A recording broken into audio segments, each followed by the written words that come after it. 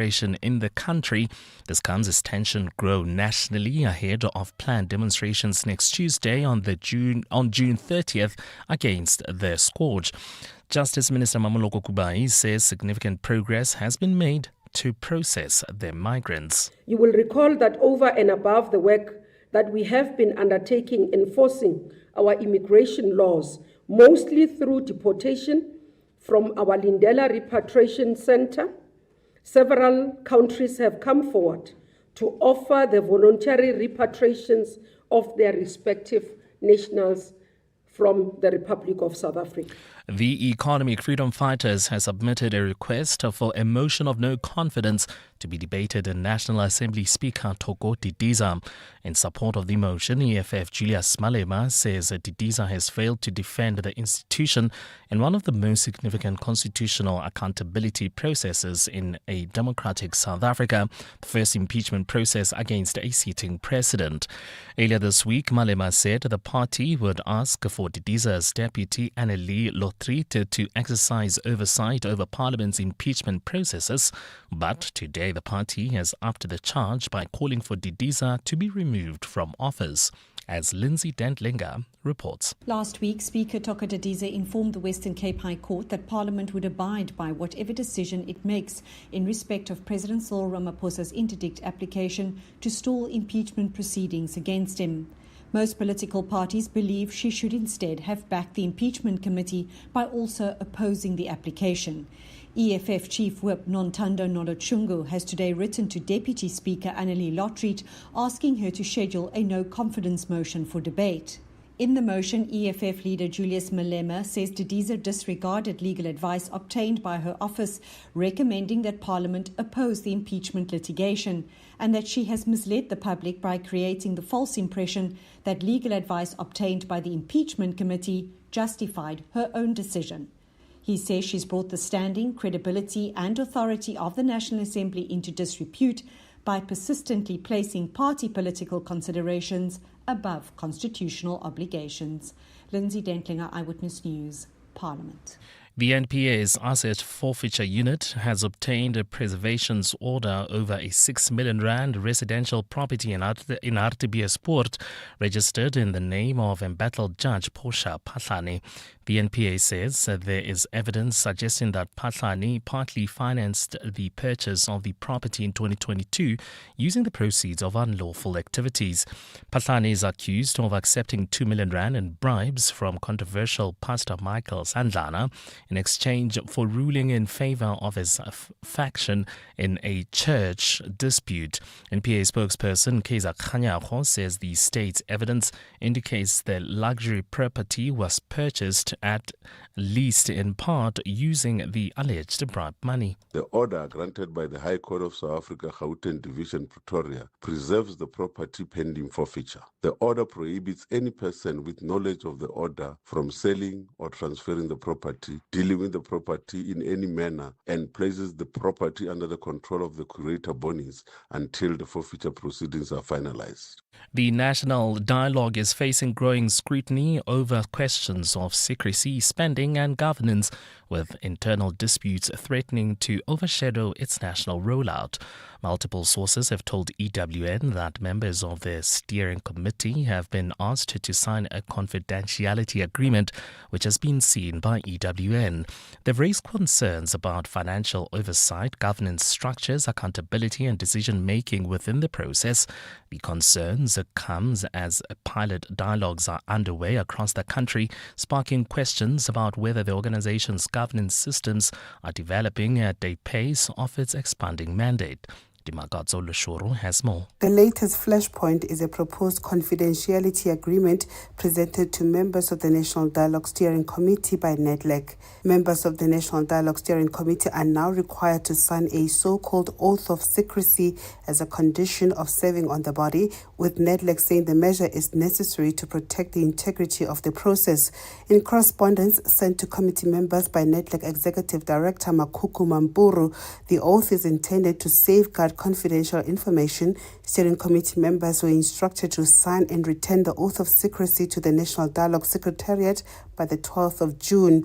However, this has been met with resistance from some members who question why a confidentiality requirement is being introduced in a process meant to be public. For some members, the debate over confidentiality has become a symbol of wider concerns about accountability and oversight. Questions were sent to the National Dialogue spokesperson Kamisa Tengile nearly 2 weeks ago, and there's still no response. Dimakatso Leshoro, Eyewitness News. And in Venezuela, search and rescue teams are working to locate victims after twin earthquakes killed at least 235 people and injured around 4,300 others. Using heavy machinery and their bare hands, rescuers continue searching through collapsed buildings as international aid teams arrive to support the operation. Authorities fear the death toll could rise as hundreds remain trapped underneath the rubble in the country's deadliest earthquake in more than a century. Gold's trading at $4,047.42 an ounce. The rand is at 16.47 to the dollar, 21.75 to the pound, 18.78 to the euro, and Brent crude oil is at $75.26 a barrel. Leaving Sandton, heading towards Midrand, traffic already heavily backed up on the M1 northbound between Ethel Oaklands and the Butler interchange. Eldorado Park, you can still expect about a 20-minute delay. That's on the N12 westbound between the N1 and Klipspruit Valley Road due to ongoing roadworks. And in Centurion, heading towards Linwood, traffic is sluggish on the N1 northbound from Botha Avenue all the way to Garsfontein Road. In your sport, Ivory Coast make it 4 African nations through to the round of 32 at the FIFA World Cup. Tasman Brits hits a maiden T20 century as the Proteas women crush the Netherlands. And the Spar Proteas to take on Uganda as part of their Commonwealth Games preparations. A look at your weather. A fine Friday is in store for Gauteng today. Temperatures have peaked at highs of between 19 and 21 degrees. The top story in Eyewitness News this hour, the Inter-Ministerial Committee on Migration has announced Kenya and the Democratic Republic of Congo as the latest countries on the continent to volunteer to repatriate their nationals from South Africa. EWN, in touch, in tune and independent. For the latest, visit ewn.co.za or download the EWN app. We're calling on Joburg to walk the inner city with us.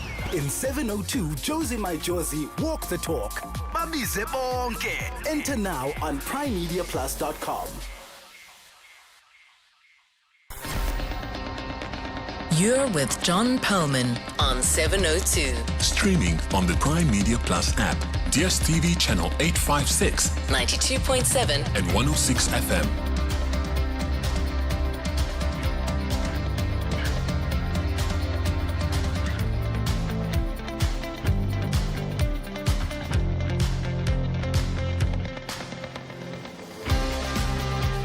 Very good afternoon, everyone. It is now 11 minutes past 3 on Friday, the 26th of June. This is 702 Drive with me, John Perlman. Welcome to the show.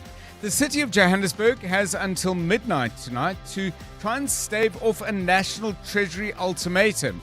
That ultimatum could see vital funds withheld from the metro.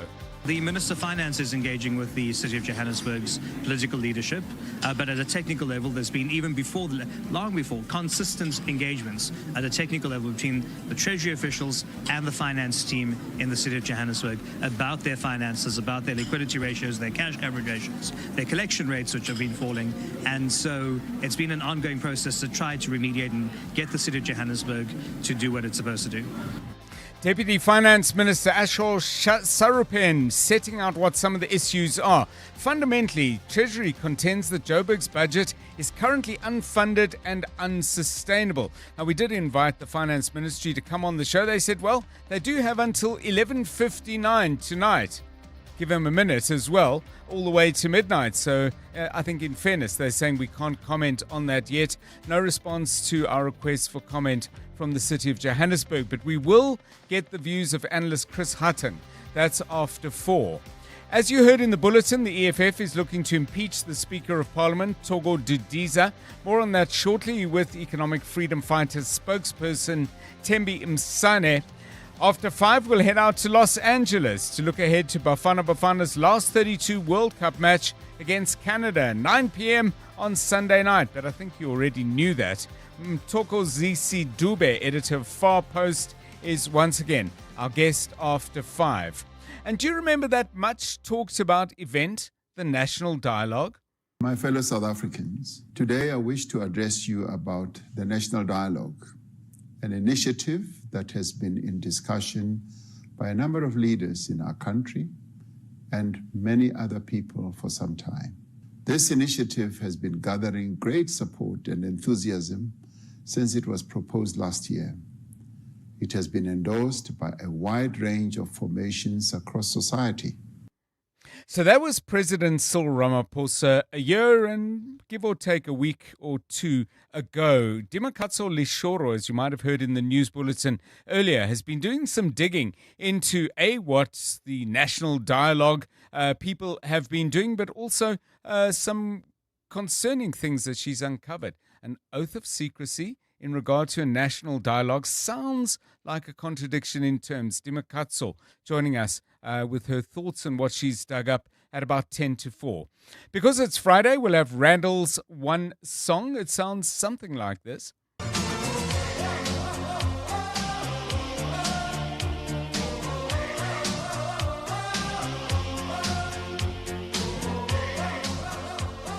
Yeah, when we actually played this in the office a little while earlier, there were lots of nods of recognition.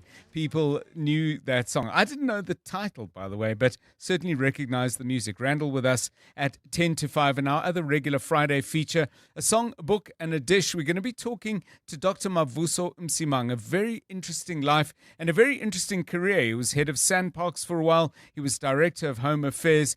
He's got a lot of interesting things to say, which are captured in a book that he's just published. We'll talk to him about food. He's going to pick some music and he's going to talk about a book that's special in his life. That's coming away at 20 to 6.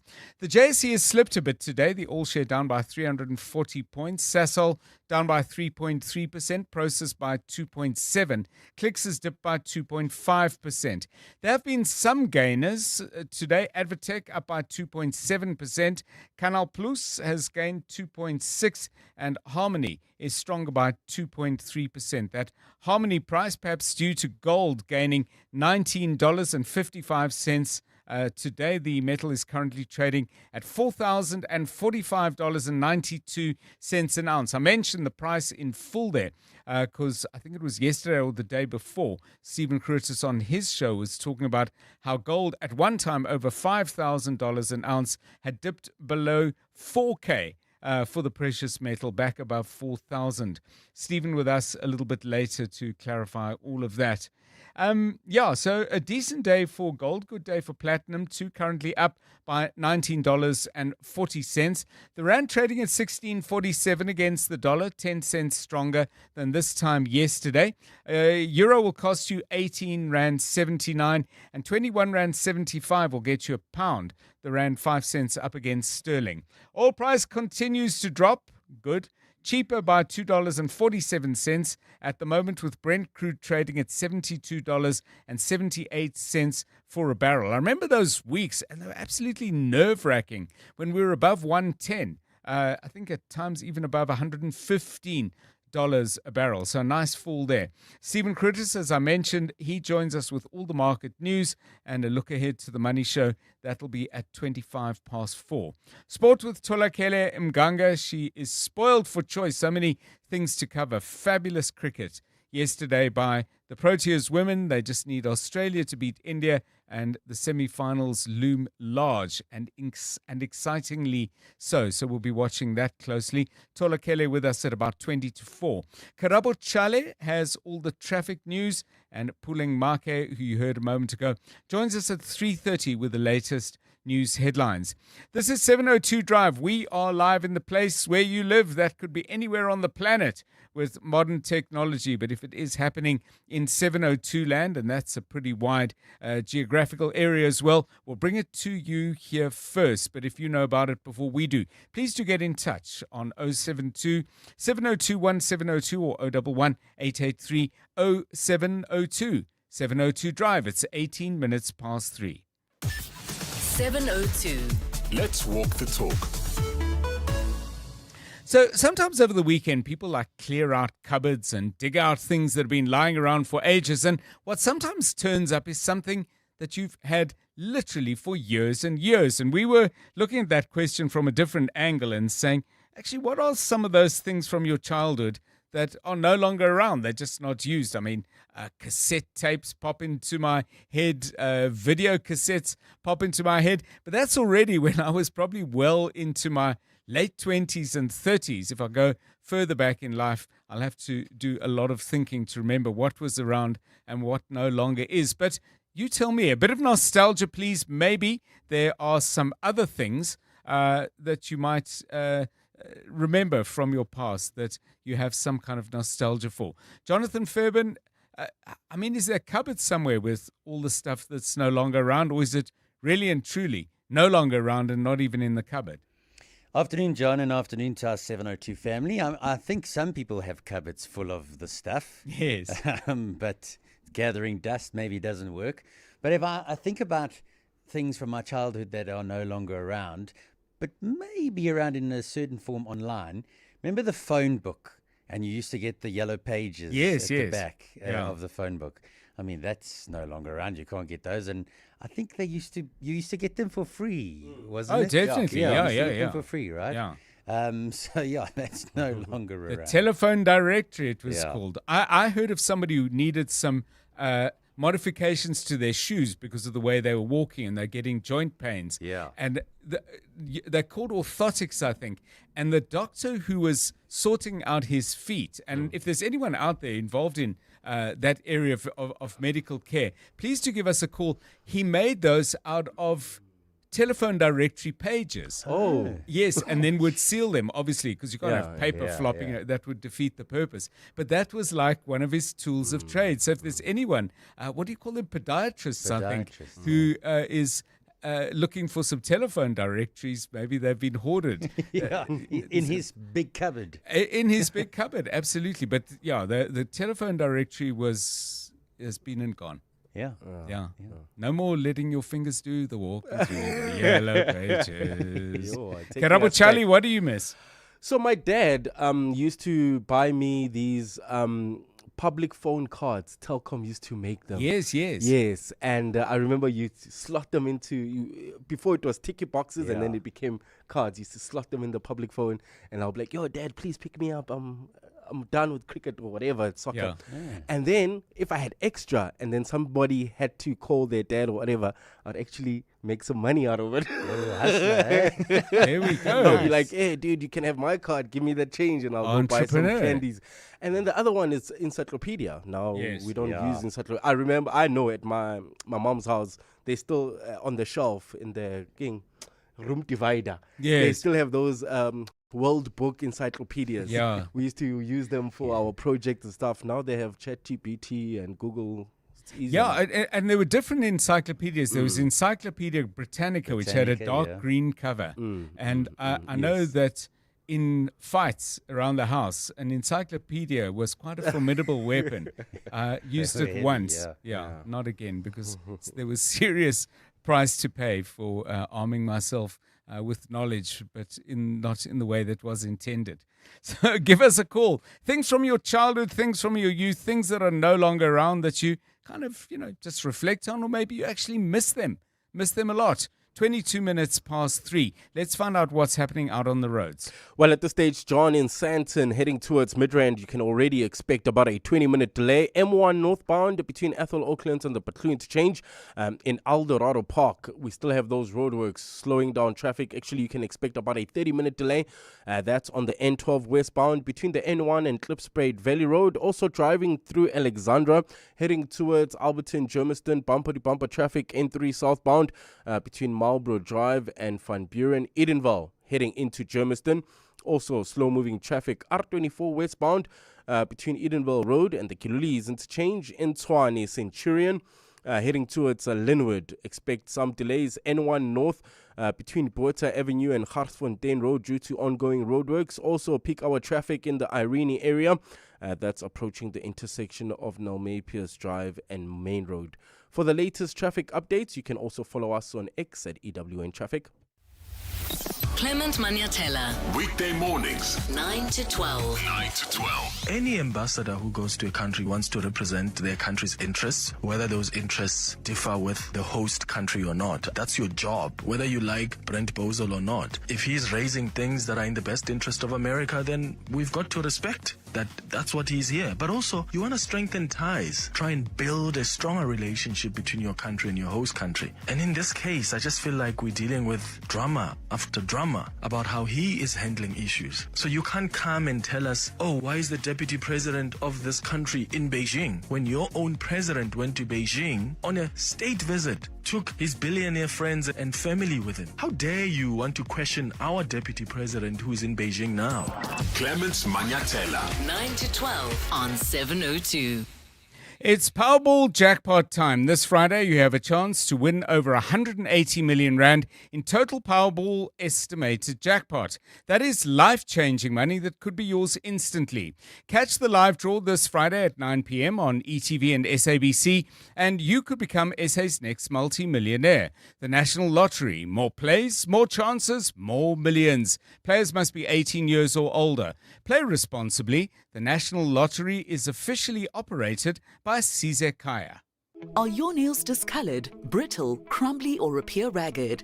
Are they thickened or starting to lift off their nail bed? You may have a fungal nail infection, which can lead to discomfort, limit your activities, and have a negative impact on your social life because of the embarrassment. New Turbane Nail treats fungal nail infections by directly killing the fungus. It requires no filing before application and dries in about 30 seconds once applied. Ask your pharmacist about New Turbane Nail and say goodbye to fungal nail infections. Welcome to Nando's Taste-Demonials. It's the flavor! Real reviews by real people. Nico from Kailami is in touch with his emotions. So when we asked about the Nando's Peri Peri half chicken and a single side for only $1.25, he said, I'm sad. I finished it. Ah, Nikos, ungawari. Because this chicken season has more episodes. Nando's. Oh, what a place. You're with John Perlman on 702. Let's walk the talk. 702 Drive. Well, let's focus on that story that Puleng was covering in the news a moment ago. The Economic Freedom Fighters has tabled a motion of no confidence against National Assembly Speaker Togo Dudiza. They say that she has failed to uphold Parliament's constitutional obligations during the Section 89 impeachment process against President Cyril Ramaphosa. Let's get an update on that story then. Tembi Msane is EFF National Spokesperson. Ms. Msane, welcome and thanks very much for giving us your time. What in particular are you saying that the Speaker has actually done wrong? Good afternoon to you. Good afternoon to you and good afternoon to your listeners. Well, the Speaker of the National Assembly has failed dismally to defend Parliament and to be anti-partisan. So what she has done, she has chosen political interest over the protection of Parliament and her constitutional obligations, especially for the office that she occupies. By doing what exactly, though? Because one of the words used, and you can clarify this for me, is this raises questions about her impartiality. In the execution of what in particular might she be impartial? Because my understanding is she doesn't chair the Section 89 committee, and in the handling of this when it gets on the parliamentary floor, there's not very much she can do to sway the votes either. Well, she failed to oppose the interdict by President Ramaphosa, the urgent application to interdict the work of the impeachment committee. This is after she received legal advice that was obtained by her office to oppose this litigation that was aimed at undermining the impeachment process. So she failed to protect the impeachment committee against the president's interdict, which clearly shows that as one of the people who were present when the member parties of the ANC were voting against for this Section 89 in 2022, she voted also against, which makes her also impartial. This is after money has been spent getting legal advice on what should happen should the president litigate and try to undermine the impeachment process. So she's actually acting more partisan than she is acting for Parliament, because as a speaker, she needs to protect the integrity of the National Assembly more than her actual party. So where do we stand now, Ms. Msane? The EFF's taken first steps. Is this on Parliament's program for next week? And a follow-up question to that, if you could deal with both at the same time, please. I mean, do you have the votes to actually get this passed? Well, we have been speaking to other political parties, as we've also outlined in our media statement, that some of the parties, if you watched yesterday, the impeachment committee, some of the parties that are present even in the GNU have raised their concern regarding the behavior of the speaker and the failure of the speaker to protect the integrity of the National Assembly and the integrity of the impeachment committee. So we can safely say that, yeah, we do have the numbers to take this motion through and have this motion passed. But expressing your misgivings about the way the speaker's conducted herself doesn't necessarily, surely you must agree, translate into voting for her impeachment. I mean, they are related, but it's not the same thing. We live in a time now where the constitution of the country needs to be upheld, and the impeachment committee is one of the most important committees in the history of this country, where it needs to hold the highest office of this country, the presidency, accountable for all the actions that have been done. And if he's not guilty, as he always says, that he is willing and able to come and answer, then there should be no need for them to be interdicting this impeachment committee. And we need a sober speaker that will realize that these are two separate offices, and the National Assembly's duty is to hold the executive accountable instead of protecting and moving along with whatever the presidency wishes to interdict on the committee. Thembi Msane, EFF National Spokesperson. This is 702 Drive. Right, let's get the latest eyewitness news with Puleng Make. Puleng, good afternoon.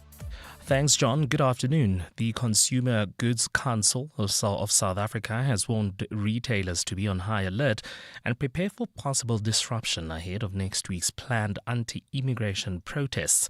A number of civic organizations are planning marches across the country on Tuesday, calling for undocumented foreign nationals to leave South Africa and tighter immigration and visa regulations.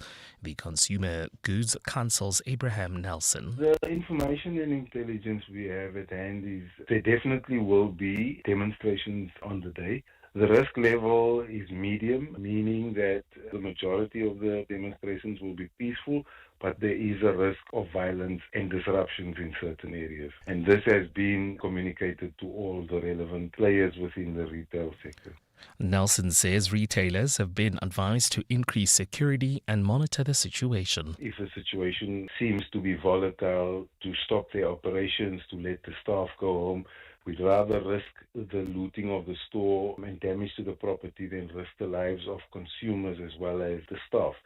As the Consumer Goods Council, we work very closely with law enforcement, so we have in all the different provinces engaged with law enforcement. He says that the risk for delivery services is higher. Firstly, because they're an easy target. If you look at what has been happening recently, especially in KwaZulu-Natal, these guys have been stopped on the road. The property that they were transporting was basically robbed from them, and they were told to leave the country. So if you have anything critical to order, do it the day before, because they are an easy target. Meanwhile, with the June 30th deadline for undocumented migrants to leave South Africa fast approaching, law enforcement is gearing up to maintain order across the country. country. In the Eastern Cape, police have announced they will enforce a zero-tolerance approach to lawlessness.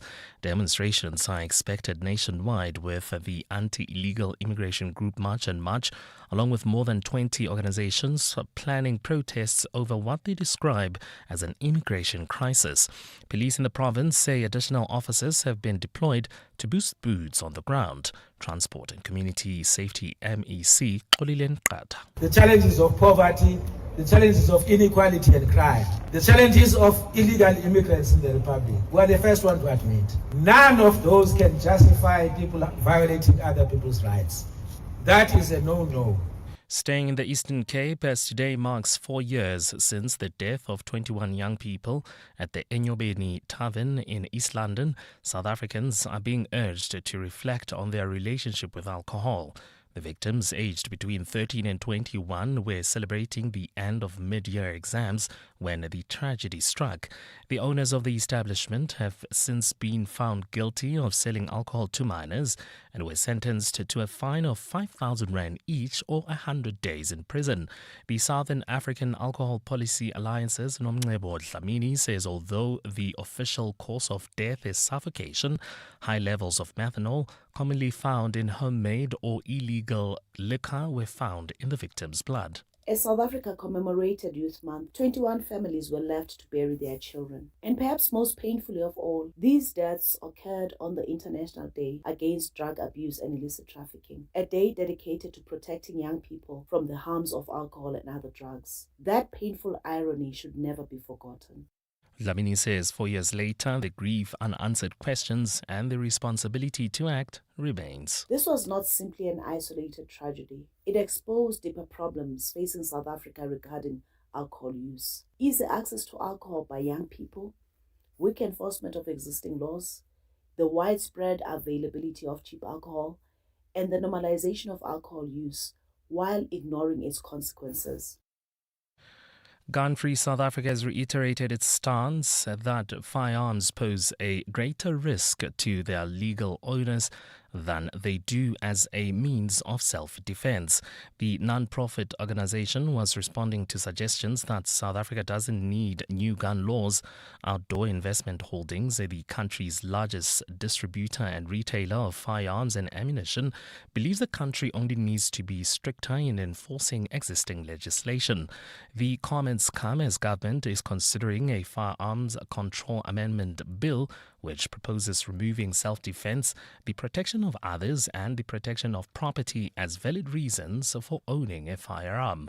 Gun-Free South Africa's Stanley Maposa says the organization is in full support. A firearm in the home does not make you safer. It increases the risks to the owner if they attempt to defend themselves against armed criminals. It also increases the risks to the family members, particularly in cases of intimate partner violence and domestic violence. Maposa says that the number of legally owned firearms that are lost or stolen each year remains a major concern. Civilian firearm owners reported the loss or theft of around 8,000 firearms last year alone. We also support other proposed changes that include limits on the number of firearms and rounds of ammunition that may be owned. A quick look at your weather. A partly cloudy Saturday in store for Gauteng. Tomorrow, Joburg drops to overnight lows of 6 degrees, peaking at 18. Pretoria 8 and 19. Vereeniging 4 and 17 degrees. In Adele, you can still expect about a 30-minute delay heading towards Protea Glen. That's on the N12 westbound between the N1 and Klipspruit Valley due to ongoing roadworks. Deep Kloof, Soweto, traffic sluggish on Chris Hani Road between the N1 and the Soweto UJ campus. And if you're traveling towards Enadel, leaving Soweto, traffic heavily backed up on the N1 southbound between the N12 and the Garsmeer Toll Plaza. The top story in Eyewitness News, the Consumer Goods Council of South Africa has warned retailers to be on high alert and prepare for possible disruption ahead of next week's planned anti-immigration protests. What is special about this year's 702 Josie My Josie Walk the Talk is that it returns to where Walk the Talk all started, where we'll be walking in the inner city, celebrating the resurgence of the city of Johannesburg and celebrating the people who make it special. You should take part in this year's 702 Josie My Josie Walk the Talk because there's so much good stuff happening in the city of Johannesburg. The city is having a moment, and it's thanks to people and organizations who never stopped believing in the power and the magic of the city. So this year, I can't wait to be at the start of this momentous 702 Walk the Talk. I haven't been to Ellis Park in many, many years. So while I might not see you on the route, I'll definitely be at the beginning to see you off as you begin your journey through the inner city. To enter the 702 Josie My Josie Walk the Talk, go to primemediaplus.com and we'll see you there on the 26th of July. Calling all wedding planners and venues, restaurants, conference centers, and hotels. Do you need tables and chairs? Home in One has it all. Do you need cutlery, crockery, table linen, and restaurant equipment? Home in One has it all. Do you need tents, gazebos, or umbrellas? Home in One has it all. Affordable prices, the latest trends, with 2 branches in Pretoria and Johannesburg. Shop online at homein1.co.za because we're your #1 choice. Home in One has it all. That's Fani before he got naked. Fani's insurance premium went up for no reason, irritating him more than when the boys ignored the really funny meme he posted in the group chat. What? So Fani got naked. He got comprehensive car insurance and a way lower premium in seconds on the Naked app. Go Fani. Get a car and home insurance quote now at naked.insure and see how much you can save when you get naked. Naked Financial Technology is an authorized FSP. Get naked.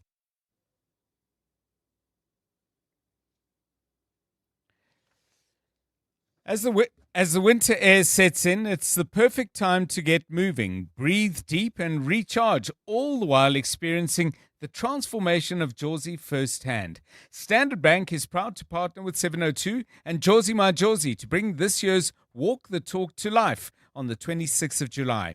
Join fellow participants who will come together to walk the historic streets of the CBD, united by a shared vision of a safe, clean and thriving city for future generations. From supporting urban renewal projects like the Field of Dreams sports facility to investing in safety, lighting and public spaces, Standard Bank remains committed to driving meaningful change in Josie. Plus, this year's 702 Josie My Josie Walk the Talk supports the homeless community, giving you a chance to make a real difference while prioritizing your own well-being. Lace up, embrace the season and step forward together. Visit primemediaplus.com for more. 702 Josie My Josie Walk the Talk in partnership with Standard Bank. Standard Bank is a licensed FSP and registered credit provider. EWN Sport. So Tola Kelly at the World Cup. Lovely to see Ivory Coast getting through. Absolutely, John, and they've joined fellow African nations South Africa, Egypt and Morocco in the round of 32. That's after a Nicolas Pepe double so helped them secure a win over Minos Curaçao. That victory also means the Elephants have now won 2 matches at a World Cup for the first time in their history. For co-host the United States, they were beaten 3-2 by Turkey in their final group game. Mauricio Pochettino has denied that the loss will impact morale heading into the knockouts, having already secured a berth prior to the game. The objective was to finish first, and we are first. And now is the next stage. It's going to be a final, and we are ready. We are much better than before that game because we had players now with 90 minutes in their legs and performing. I think ready to help if we need from the beginning or after from the bench. I think it's all positive. And I am so positive. Tasman Brits struck a maiden T20 century to power the Proteas women to an 88-run win over the Netherlands and keep their semi-final hopes firmly on track. Her unbeaten 114 formed part of a 121-run opening stand with captain Laura Woutwat as they set the Dutch a victory target of 209. Phoebe Molenboer anchored the chase as she top scored with 41, but it wasn't enough as the Proteas women joined India on 6 points but sit just behind them on net run rate. There still seems to be a lot of ups and downs, if I'm going to be honest with you. It seems like it doesn't want to leave me. But I'd like to believe that, God gives the difficulties to these bigger soldiers. So, yeah, that's what I just try and stay positive in. And I feel my story's already written. All I have to do is show up. At the end of the day, there's nothing, I can't control those, as they would always say, control the controllables. And so whether I play or whether I don't play, I know my capabilities. Springbok fullback Aphelele Fassi will be playing his rugby in Japan next season as part of a sabbatical agreement written into his contract with the Sharks. Fassi has not yet named the club he'll join in Japan, but he'll return to play for the Sharks in the middle of next year during the 2027-28 season. Fassi is the latest Sharks player to continue their career briefly in Japan after Lucanio Am and Grant Williams. And in netball, the Proteas will take on Uganda in their final preparation matches ahead of the upcoming Commonwealth Games. Uganda will arrive in the country on the 12th of July, and the two nations will play 3 matches behind closed doors before heading out to Glasgow. South Africa have been pulled in Group A for those games alongside Australia, England, Malawi, Tonga and Northern Ireland. Tholakele Mganga, Eyewitness News Sport. EWN Traffic. 17 minutes now to 4 o'clock. Let's just catch up what's happening on the roads. This has not been a good week for Eldorado Park. I seem to recall Tuesday-ish, very jammed up in the southwest of Joburg then? Yeah, southwestern townships. I guess it's for a good cause. There's roadworks. Okay. So they're improving the highway for us there in the Eldorado Park. If you're heading towards Protea Glen, you can expect more than a 30-minute delay on the N12 westbound between the N1 and Klipspruit Valley Road. Deep Kloof still in Soweto, traffic sluggish heading into the township. This is on Chris Honey Road between the N1 and the Soweto UJ campus. Heading towards Enadale. Traffic heavily backed up leaving Soweto. This is on the N1 southbound between the N12 and the Garsmeer Toll Plaza. Sandton traveling towards Midrand, expect about a 20-minute delay on the M1 northbound from Ethel Oaklands all the way to the Betlu interchange. Bumper-to-bumper traffic in Alex. I guess that's just peak hour traffic. N3 southbound between the Betlu interchange and Van Buren. While in the city of Tshwane, slow-moving traffic in Centurion heading towards Linwood. That's the N1 northbound between Botha Avenue and Garsfontein off-ramp. That's due to roadworks. And finally in Irene, expect some delays on Nelmapius Drive approaching Main Road. If you come across any other traffic issues, kindly WhatsApp us on 072 702 1702. There's more EWN on air, online, and on the EWN app. You're with John Perlman on 702. Let's walk the talk. 16 minutes now to 4 on 702 Drive. Tholakele, something from your youth, your childhood that's no longer around and you kind of miss? Magic Company. Oh, yes. John just got such a shock. So, where me and I'm from Katlehong, Karabos from Germiston, but Yes. in Alberton, there used to be now it's 2 shops, but it was like literally that big. Yeah. And Saturdays and Sundays, it was packed because there were so many of us there. I miss Magic Company. What was going on? It's an arcade. Oh, I see. And it's not like the one that I think they have like a smaller version at Gold Reef City. That is tiny compared to the one that used to be in Alberton. And they also used to have a Stir Kinnico there. Guys, let's bring back the movies. Hey, we miss just going there. Favorite game at Magic Company? There's the claw one where you constantly have to put it. Did you ever get something? Never, John, never. Has anybody ever? I'm sure I've asked this question before because the claw came up. Anthony got it. Anthony Teixeira, that's Yes, right. yes. He got something from the claw, Pokemon, but he didn't. teddy bear, something like that. Yes, but he didn't say how much he spent. I used to spend hours instead of being at the Alberton Library. I would go to the arcade and play Tekken the whole day. And the books were free, and the claw. No, and there were no books in the claw thing. Hey, maybe you'd had a better chance. Anyway, it sounds great. Magic Company. I kind of got started because I thought, here's another thing I've never heard of. I'm glad to know it was a place in a town I never lived. So that gets me slightly off the hook. Things from your childhood that are no longer around that you maybe miss a bit. Give us a note on that or a voice note. 072 702 1702. Bongani Bingwa, 702 Breakfast. Weekday mornings, 6 to 9. I'm sorry I can't come to work today. I'm feeling a little under the weather. How does an employer generally believe an employee who makes such a claim? Well, a doctor's note should suffice. But that question has been thrust into the spotlight at the Madlanga Commission of Inquiry. Dr. Kubega, how credible is the typical sick note? The valid sick note must be issued by a registered medical practitioner, and it must reflect the registration number of the medical practitioner. What is important is that patients also have a right to confidentiality. Sometimes people are able to persuade a health practitioner and convince them of illness, even perhaps when they're perfectly fine. That is unethical practice, and they could be held accountable at the HPCSA. Bongani Bingwa, 6 to 9 on 702. When the people of Joburg unite for the 702 Jozi My Jozi Walk the Talk on Sunday, 26 July, your safety will be our priority. We're working closely with the South African Police Service, the JMPD, private security teams, emergency services, city wardens, and other key stakeholders. There is a complete and comprehensive safety plan in place, and it'll cover you every step of the way. And by the way, there's safe park and ride to the start at Ellis Park, thanks to Gautrain and Prasa. So come along and walk the iconic inner city with us by entering on primemediaplus.com. Do it now. The 702 Jozi My Jozi Walk the Talk, hosted by the City of Johannesburg. Walk with the people, for our Jozi. Babize Bonke. I'm looking forward to seeing you there. More on primemediaplus.com.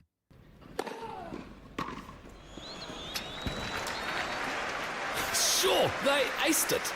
The Championships Wimbledon experience with the Mzansi Advantage is back at Amex Tennistown Monte Casino between 11 and 12 July 2026. Enjoy VIP hospitality, the ultimate big screen experience, a kids fun zone, and so much more. Buy your tickets now on Howler and get 50% off on limited tickets when you use your Amex card. Tennis is better with Amex. American Express Cards is operated under license in South Africa by Nedbank, a licensed financial services and registered credit provider. T's and C's apply. Breaking news.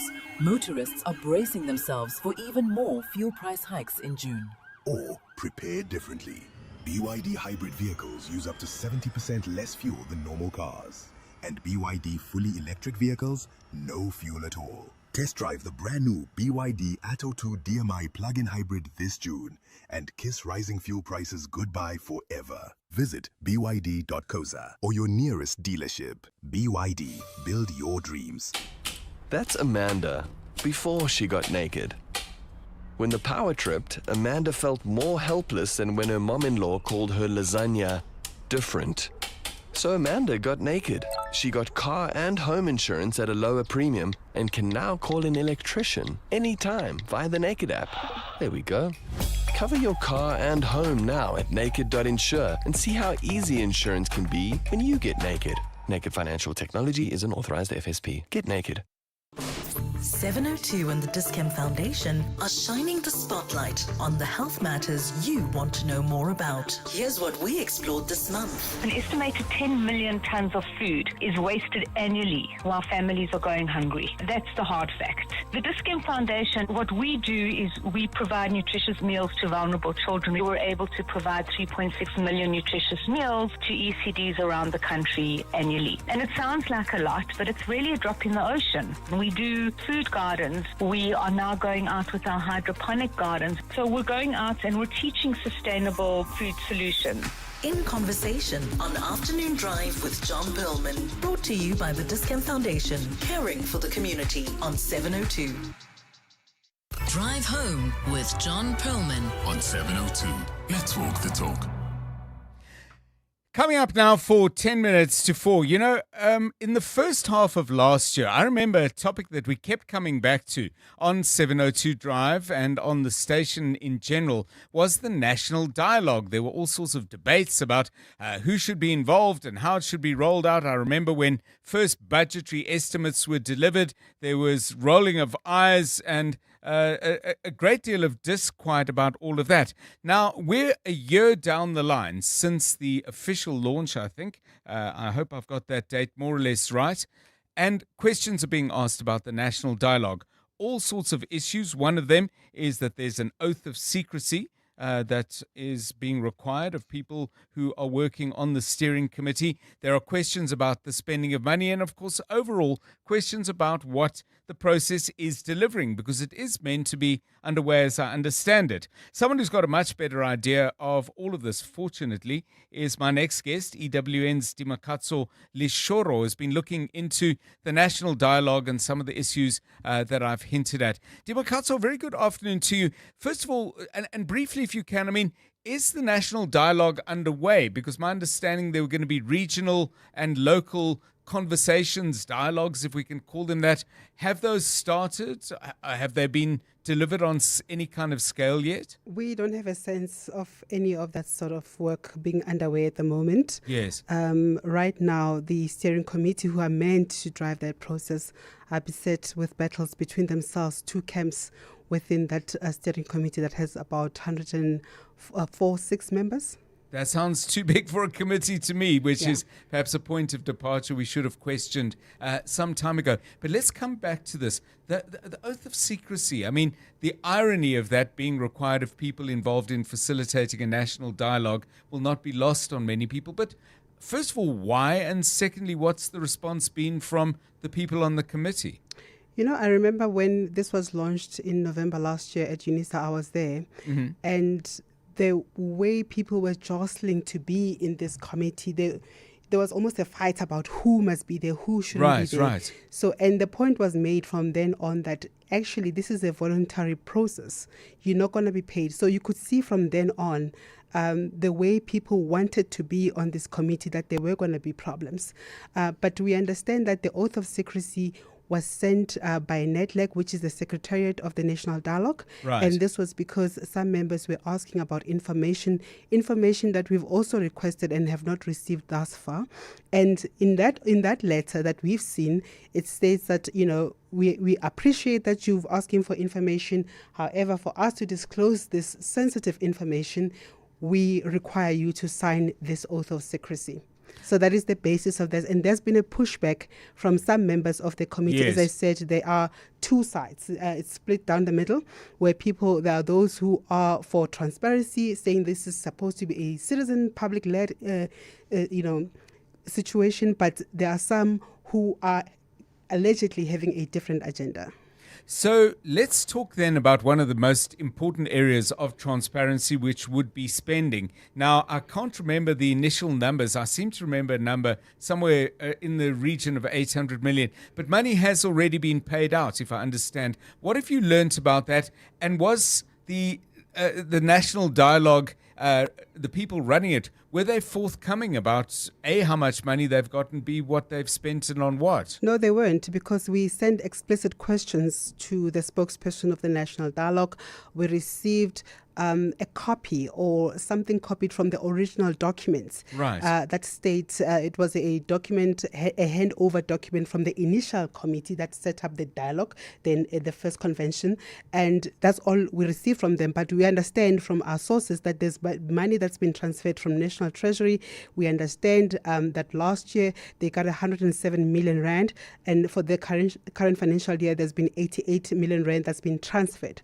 We've asked about details. And this is where the fight comes from, John, that some committee members are asking for a breakdown of how the money is being spent, on what line items. That information is not forthcoming. We understand that there is a group within the national dialogue. Yes. That's appointed themselves as the MENCO of the National Dialogue. And we understand some of them report to the Deputy President, Paul Mashatile. As you know, he facilitates that within the presidency. So some of these people allegedly have been appointed by him, and they are now driving the process. Yeah. I mean, it must be a matter of record, which doesn't mean you're able to get hold of the records. For example, who has signing power? Because if I say I'm going to need X to do Y, somebody must approve it, somebody must sign it, and somebody else, presumably at least, would countersign it, and then payments get made. Do we know who's signing the checks? Not literally, but signing off on payments. What we understand is that the money gets transferred to NEDLAC, and NEDLAC will get instructions from the MENCO, the so-called executive of the steering committee. They are the ones then who direct what needs to be spent where. But as to whose signature is there on the checks, we don't know. What we understand is the money, though, from what you've seen, goes directly to NEDLAC, and NEDLAC then facilitates that whole process. So I get that NEDLAC is handling payments, but I would think, the question we want answered, and clearly, Dimakatso, from what you're saying, information is not exactly forthcoming at the moment. But the thing would seem to me, you can't have anybody and everybody contacting NEDLAC and say, hey, listen, we need 10 or 15 or 50 or whatever it is for this or that. There must be designated people who can approve payments. I'm understanding from what you're saying that NEDLAC actually makes this happen. But presumably NEDLAC's not making that decision unless they are, which would be even stranger. We understand that it's this MENCO. Yes. There's disputes even about how this body came to be, because what we understand is this past Monday there was a meeting and part of the agenda was to dissolve the MENCO because some of the people we spoke to say this MENCO has been imposed on them, and they seem to be the ones who make decisions on behalf of the steering committee, some decisions that have not been agreed to, and they make unilateral decisions allegedly on behalf of the steering committee.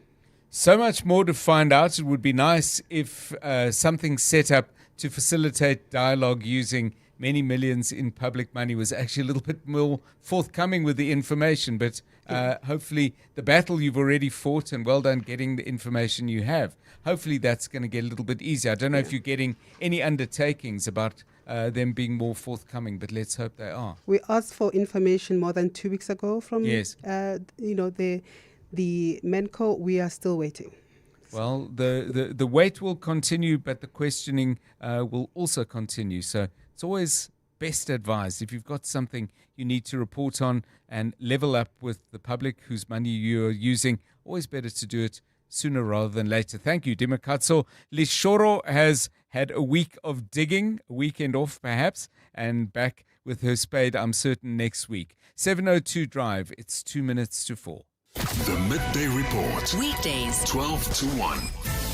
On the Midday Report, every day from 12 to 1 p.m, we will bring you breaking news from the scene as it unfolds with newsmakers, reporters, commentators, experts and analysts. We'll explain the stories of the day, give you context for why they are important and what they mean for you. It is everything you need to know in 1 hour, from news to global events, business, sports, science, books, and always some good news too. Appointment listening, every day at 12 with the Midday Report. The Midday Report with Mandy Wiener. 12 to 1 on 702. 702. Will you survive the AI revolution or thrive? Regenesis presents the School of AI, the first of its kind in Africa, powered by 100 world-class AI experts delivering cutting-edge training, consulting and real-world AI solutions. Regenesis has embedded compulsory AI modules across all their programs and 12 of their schools, from business and law to education and technology. Join the movement now. Enroll at regenesis.net. Regenesis, one institution leading the way. The countdown to Africa's greatest horse racing and social event is on. On Saturday, 4 July, the Hollywood Bets Durban July takes over Hollywood Bets Greyville Racecourse in a dazzling celebration of country allure, where style and entertainment take center stage. Your general access ticket also unlocks an incredible live music experience featuring Grammy Award-winning artists Zakes Bantwini and the ensemble, and some of Mzansi's biggest stars like Mikasa, Will Linley, Tamara Day, Vicky Sampson, Supreme 3, Will Reyes, and Angel Masibugo. Country charm meets rustic glamour in a celebration like no other. Be part of one of South Africa's most iconic events. Get your tickets now at Ticket Pro. Catch the Springboks live at Ellis Park Stadium this year. Lions fans, get ready. Secure your all-inclusive Lions membership package to watch the Springboks versus England and the All Blacks. Or from just 950 Rand, get your Lions-only package and unlock access to every Lions match at Ellis Park. All packages include the massive clash between the Lions and the All Blacks this August. Memberships are available now at Ticket Pro or through our stadium ticket office. Visit lionsrugby.co.za for package options. Own the season and get behind your team. 702 Drive with John Perlman was in conversation with FNB Private Banking, discussing its recognition at the Europe Money Global Private Banking Awards. The key thing here is how we have actually looked at integrating sustainability and ESG solutions into our core private banking offering. So it's not seen as sort of on the side, it's integrated into all of our daily banking needs. This is sort of signal that sustainable living and investing is no longer niche. We're actually seeing it become quite central as part of our clients' wealth creation and preservation journeys. And we're actually seeing a growing demand for these solutions that actually align to one's financial returns with positive environmental and social outcomes. Learn more at fnb.co.za. FNB Private. Advice for your wealth journey. FNB is a division of First Rand Bank Limited, an authorized financial services and credit provider. This is EWN.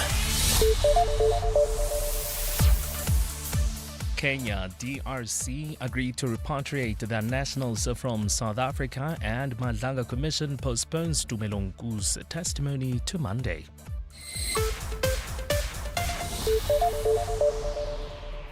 Good afternoon, I'm Puleng Make.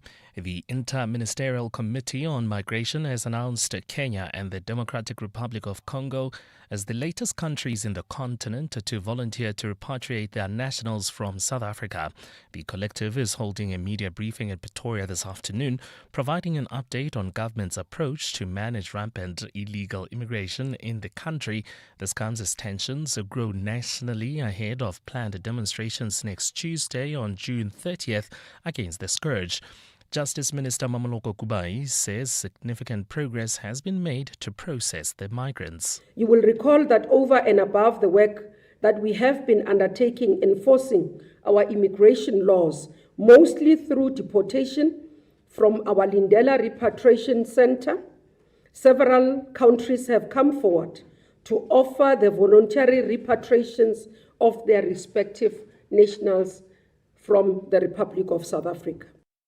The testimony of alleged drug trafficker Tumelo Nku at the Madlanga Commission has been postponed to Monday.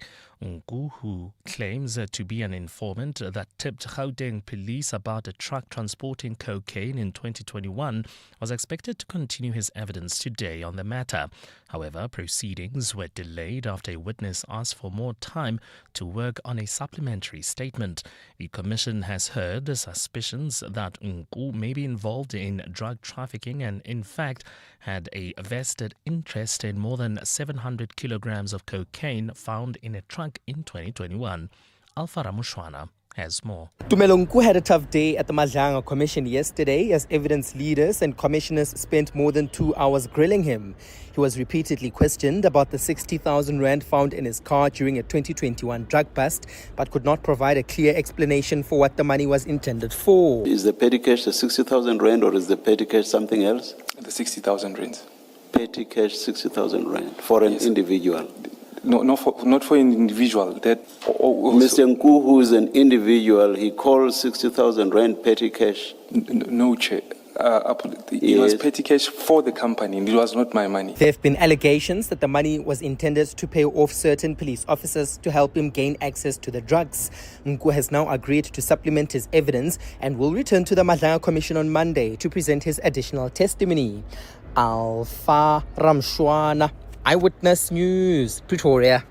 The Independent Directorate Against Corruption says none of the accused who appeared in the Pretoria Magistrates Court today in connection with the 228 million rand SAPS tender have approached the state to negotiate plea deals. This comes amid potential fresh charges being added to their sheets and additional arrests. Suspended National Police Commissioner Fani Masemola faces corruption-related charges along with other senior police officers for their handling of this tender process. As Dimakatsole Shoro reports. The disclosure comes as the state awaits the court's decision on the plea and sentence agreement with alleged kingpin Vusimuzi Kat Matlala.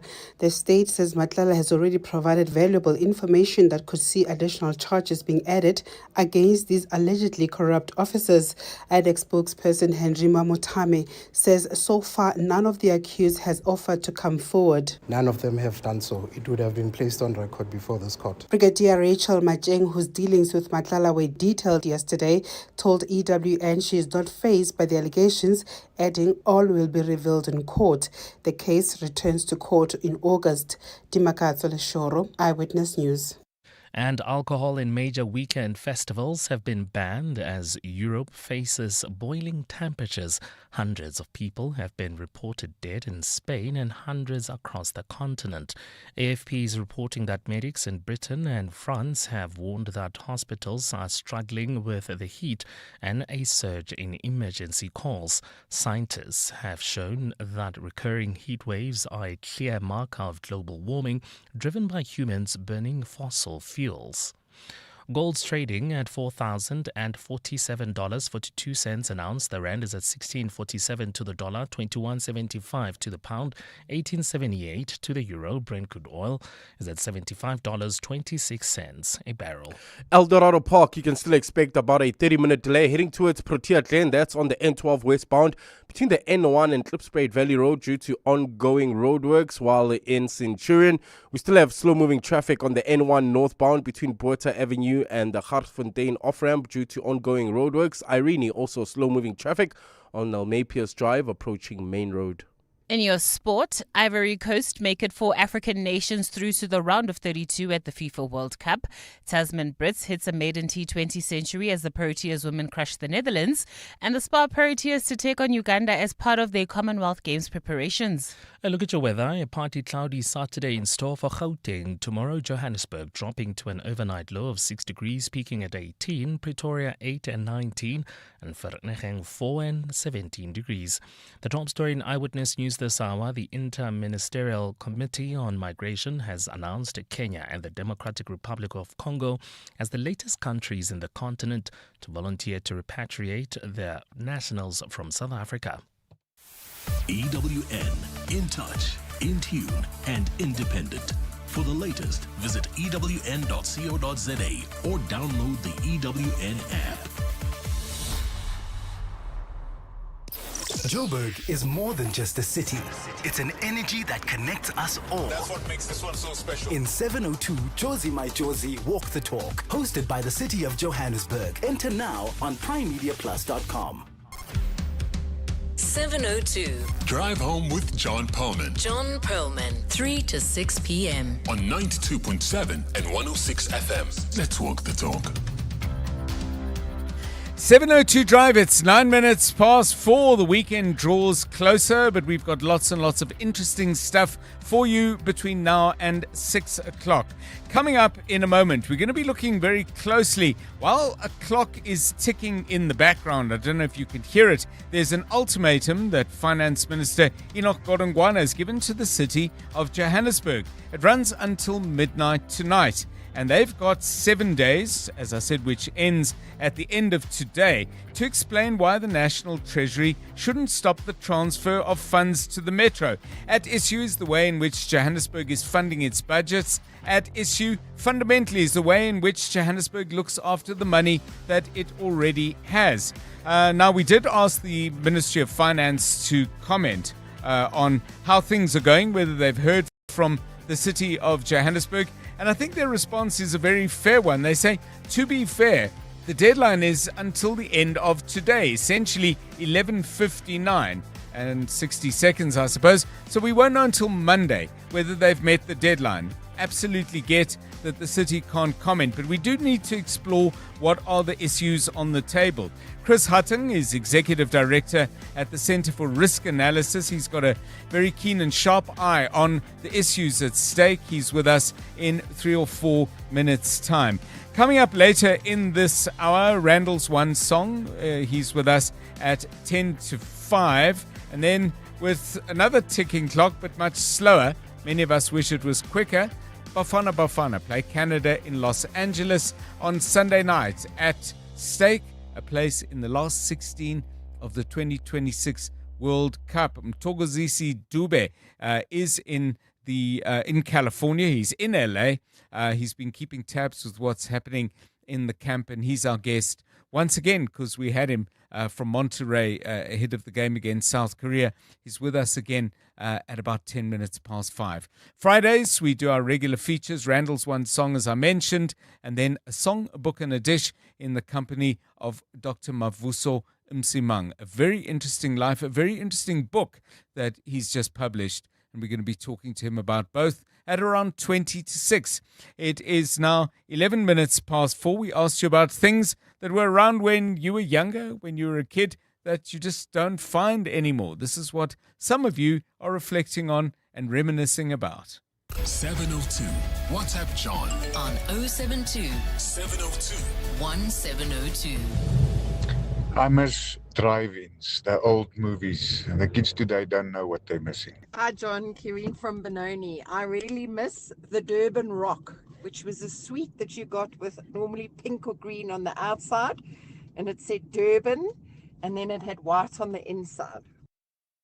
Okay, Durban Rock, eh? Was it sort of down the side or across the length of the thing, and as you went through it, you just kept saying Durban, Durban, Durban, Durban? Interesting. I never fancied those chewy rock things. I think I hated going to the dentist so much. I always thought, why would you raise the risk? So never much of a rock chewer me, but you may have memories. Speaking of sweet things and actually speaking of Durban, Eldon says, during my primary school going days at Epsom Road in Durban back in the 70s, there was a cool drink called Hubbly Bubbly. It's been obsolete since that era and came in different colors, flavors, and the dumpy-sized bottle had dimple-like imprints on it. I remember it well. He says the other drink at the time was called Groovy, and it came in a can. And for some older South Africans, they still refer to cans of cool drink that comes as a can as a Groovy. We've discussed that before, actually, and he just makes this mention while reminiscing about his old school, about where the school is now. The former school's building structures today houses the 1860 Settlers Heritage Foundation. Of course, now if you say Hubbly Bubbly, Karabochali, you're thinking of water-cooled pipes, eh? That people smoke. Hookah pipe. Yeah. Okay. So that's also a Hubbly Bubbly. But you never had a Hubbly Bubbly No, drink, no. eh? No. But my friends used to, even now it's still a popular thing, the Hubbly Bubblies, but I've never been into those things. No, but I mean the drink. You never had the cool drink, Hubbly Bubbly. I've never heard of that one, actually. There we go. Yeah, check with people you know who look like me in terms of age and timeline. 14 minutes past 4. Let's catch up with the traffic. EWN Traffic. So, yeah, we get busier earlier on a Friday. I don't know if that's the case today. Yeah, Eldorado Park is still an issue. Expect about a 30-minute delay. N12 westbound between the N1 and Klipspruit Valley Road. This is due to ongoing roadworks in Diepkloof, Soweto. There's also slow-moving traffic. This is on Chris Honey Road between the N1 and the Soweto UJ campus. Heading towards Annandale, leaving Lenasia, traffic heavily backed up on the N1 southbound from the N12 to the Hartsmeer Toll Plaza. While in Sandton, heading towards Midrand, you can also expect about a 20-minute delay. M1 northbound from Ethel Oaklands to the Bacloons change. Alex, peak hour traffic. Expect about a 30-minute delay. N3 southbound from the Bacloons change to Van Buren in the city of Tshwane. Leaving Pretoria, heading towards Emalahleni, roadworks causing heavy delays. This is on the N14 eastbound between Solomon Mahlangu and Donkerhoek. Still in Tshwane, Centurion, slow-moving traffic on the N1 northbound from Buerta Avenue all the way to the Hartsfontein off-ramp. This is due to ongoing roadworks. Irene, slow-moving traffic on Nalmepius Drive approaching Main Road. For the latest traffic updates, you can also follow us on X at EWN Traffic. There's more EWN on air, online, and on the EWN app. 702 Afternoons. With Relebogile Mabota, 1 to 3 p.m. There is a certain grace with how you carry yourself. I have never seen you, whether you had a stick with you or a walker with you, and thought, Hashem, ever in my life. And I do have those. I do have problems. But I pray for strength, for guidance, always. And I always say, I know I'm not the only one. Everybody has got something that is biting them, that's killing them. But it's life. usemhlabeni uyahlaba. It even shabat uJesu Kristu. Even Shabbat. Yes. So who are we? Mom Abigail Kubeka. 702 Afternoons. With Relebogile Maboja. Let's walk the talk. What if the problem you face became the business that changed everything? That's what Nedbank Business Ignite on 702 is all about, with this year's theme, My Pain, My Purpose, My Solution. We're calling on small businesses that turned real challenges into powerful ideas. You could win 200,000 Rand in cash, plus mentorship, business support, and tools to help you grow sustainably. Enter the Nedbank Business Ignite on 702 now at primemediaplus.com or igniteyourbusiness.co.za. See money differently. Nedbank, an authorized FSP and registered credit provider. T's and C's apply. Mavis, I wonder if I should sell my car. I'm not sure where to go. Wanna sell your car, but don't know what to do. You don't have to go far, we come to you. If you're rolling on a 1.5 or a Lacquer 2.2, doesn't matter what you drive, we buy cars once you. We Buy Cars, the easiest way to sell your car by far. Switching to Outsurance Business Insurance was a quick process. I saved a lot of money. Outsurance Business Insurance clients know that it pays to switch. And did you know you could get a massive 20% discount on your business insurance premium when you switch? For boutique hotels, catering companies, and all other businesses. Get a quote today and see why it pays to switch to Outsurance Business Insurance. Visit outsurance.co.za or call 08600 60,000 today. Licensed insurer and FSP. TCs and information online.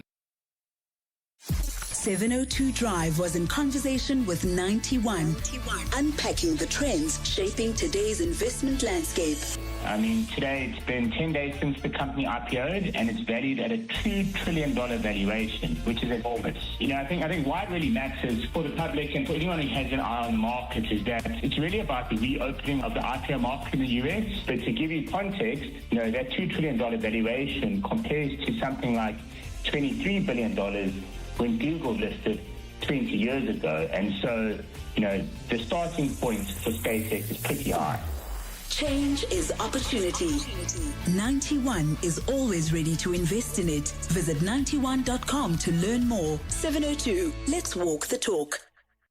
Halala, Bafana, halala. South Africa have done it for the first time in SA history. Bafana are through to the knockout stages of the FIFA World Cup. Every heartbreak, every near miss, every year of believing, it's all been worth it because fans like you stood the test of time. And at 9 p.m. on Sunday, we will all stand again. Here's to you, the fans who stood the test of time. You're with John Perlman on 702. Let's walk the talk. So let's talk about that deadline that has been imposed. I don't know if imposed is the right word, but certainly a deadline has been set for the city of Johannesburg. It's coming from the finance minister, Enoch Godongwana, with all the might, I would assume, of Treasury behind them and the power of leverage, because the Treasury is supposed to give the city of Joburg a whole lot of money. But they're saying there are many things about your finances that we are unhappy about. Unfunded budgets, huge debts owed to entities like Rand Water and City Power, and there are other problems besides. So we're not quite there, but we're getting very close, literally, to midnight today. That will be the expiry of the deadline. It doesn't seem to me that the city of Joburg has responded as yet. Certainly reading between the lines, the response we got to from the finance minister's office when we asked for an interview, they said, well, they've still got until midnight. If they wanted to say, well, we've received their stuff and we're looking at it, I think they would have said that. Or not. Maybe they just don't want to tell us where things are at. But where they are is a pretty parlous state of affairs, I think. Let's make sense of them. And welcome to 702 Drive, Chris Hutton, who is Executive Director at the Centre for Risk Analysis. Chris Hutton, a very good afternoon to you. This is not the first time the Minister, Treasury and others besides have tried to put the city of Joburg on terms. It would seem it hasn't worked yet. Is there any reason to expect that this might be different this time round? Good afternoon to you. Good afternoon, John. Thank you very much for the opportunity. As someone that lives in Joburg, yes, these things come in cycles. It seems so. It goes from bad to worse or over the months. But let's see this time if it is different. So the biggest maybe factor that could be different this time is if Minister Godongwana and Treasury invoke Section 216 of the Constitution, which provides more powers to national government to intervene directly in metro and municipal government. So when they, in their view, assess that finances are being mismanaged, that there's maladministration, all those sorts of grounds that they have evidence for, then they have powers in the Constitution to intervene. I mean, that kind of thing, in the context of the local government elections later this year, that sort of thing would be quite a drastic step, would lead to all kinds of different tensions between groups and factions, not least of which within the African National Congress. So I'm not saying it will reach that point, but given the context that you've set in terms of this is not the first warning, if you look at how important Joburg is for Gauteng's economy, for the country's economy, Gauteng is responsible for more than a third of South African GDP. Yes. Maybe national government feels it is time to invoke constitutional powers. I mean, there is an argument that there's no point in threatening you're going to do this if you're not going to do it. So let's say they take that to heart and say, there's no, we've been saying we have a stick in the cupboard and one day we might show it to you. If they do bring the stick out, what's at issue here? I mean, do we have an idea as to either the quantum of money that is involved here, or if not, at least a sense of what proportion of Joburg's funding comes from national? Yeah, so I guess sort of the macro context is that the like any metro, city of Joburg is allocated funding from national government, and it's the responsibility of Treasury, not least of which Treasury, along with other national entities and departments, to make sure that these funds, the revenue that is collected through taxes, is allocated and used responsibly for service delivery, for infrastructure maintenance, for all those kinds of things. At the moment, we're looking at a funding cut if Treasury decides to follow through with this. So that doesn't mean that the whole budget is then shelved. It means where Treasury feels it's sort of they can get the most out of it in terms of getting the ship righted, making sure that the irregular expenditure is hit in the most sort of stringent way. Then you look at interventions. And that, of course, does impact spending in different departments, not least of which we had reports this week from the MMC, Kenny Kunene, around the financial state of the Joburg Road Agency. So maybe this will then affect other departments as well, which in turn, of course, then does affect service delivery expenditure.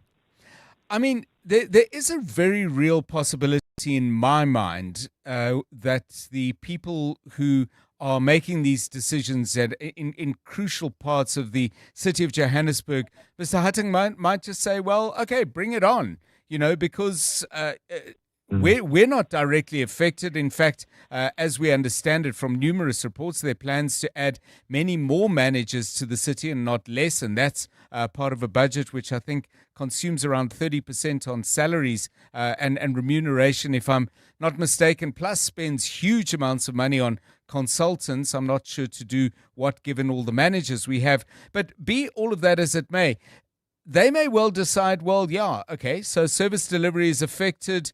We're not going to be directly affected, and we'll brazen it out. Is that an option for the Joburg leadership?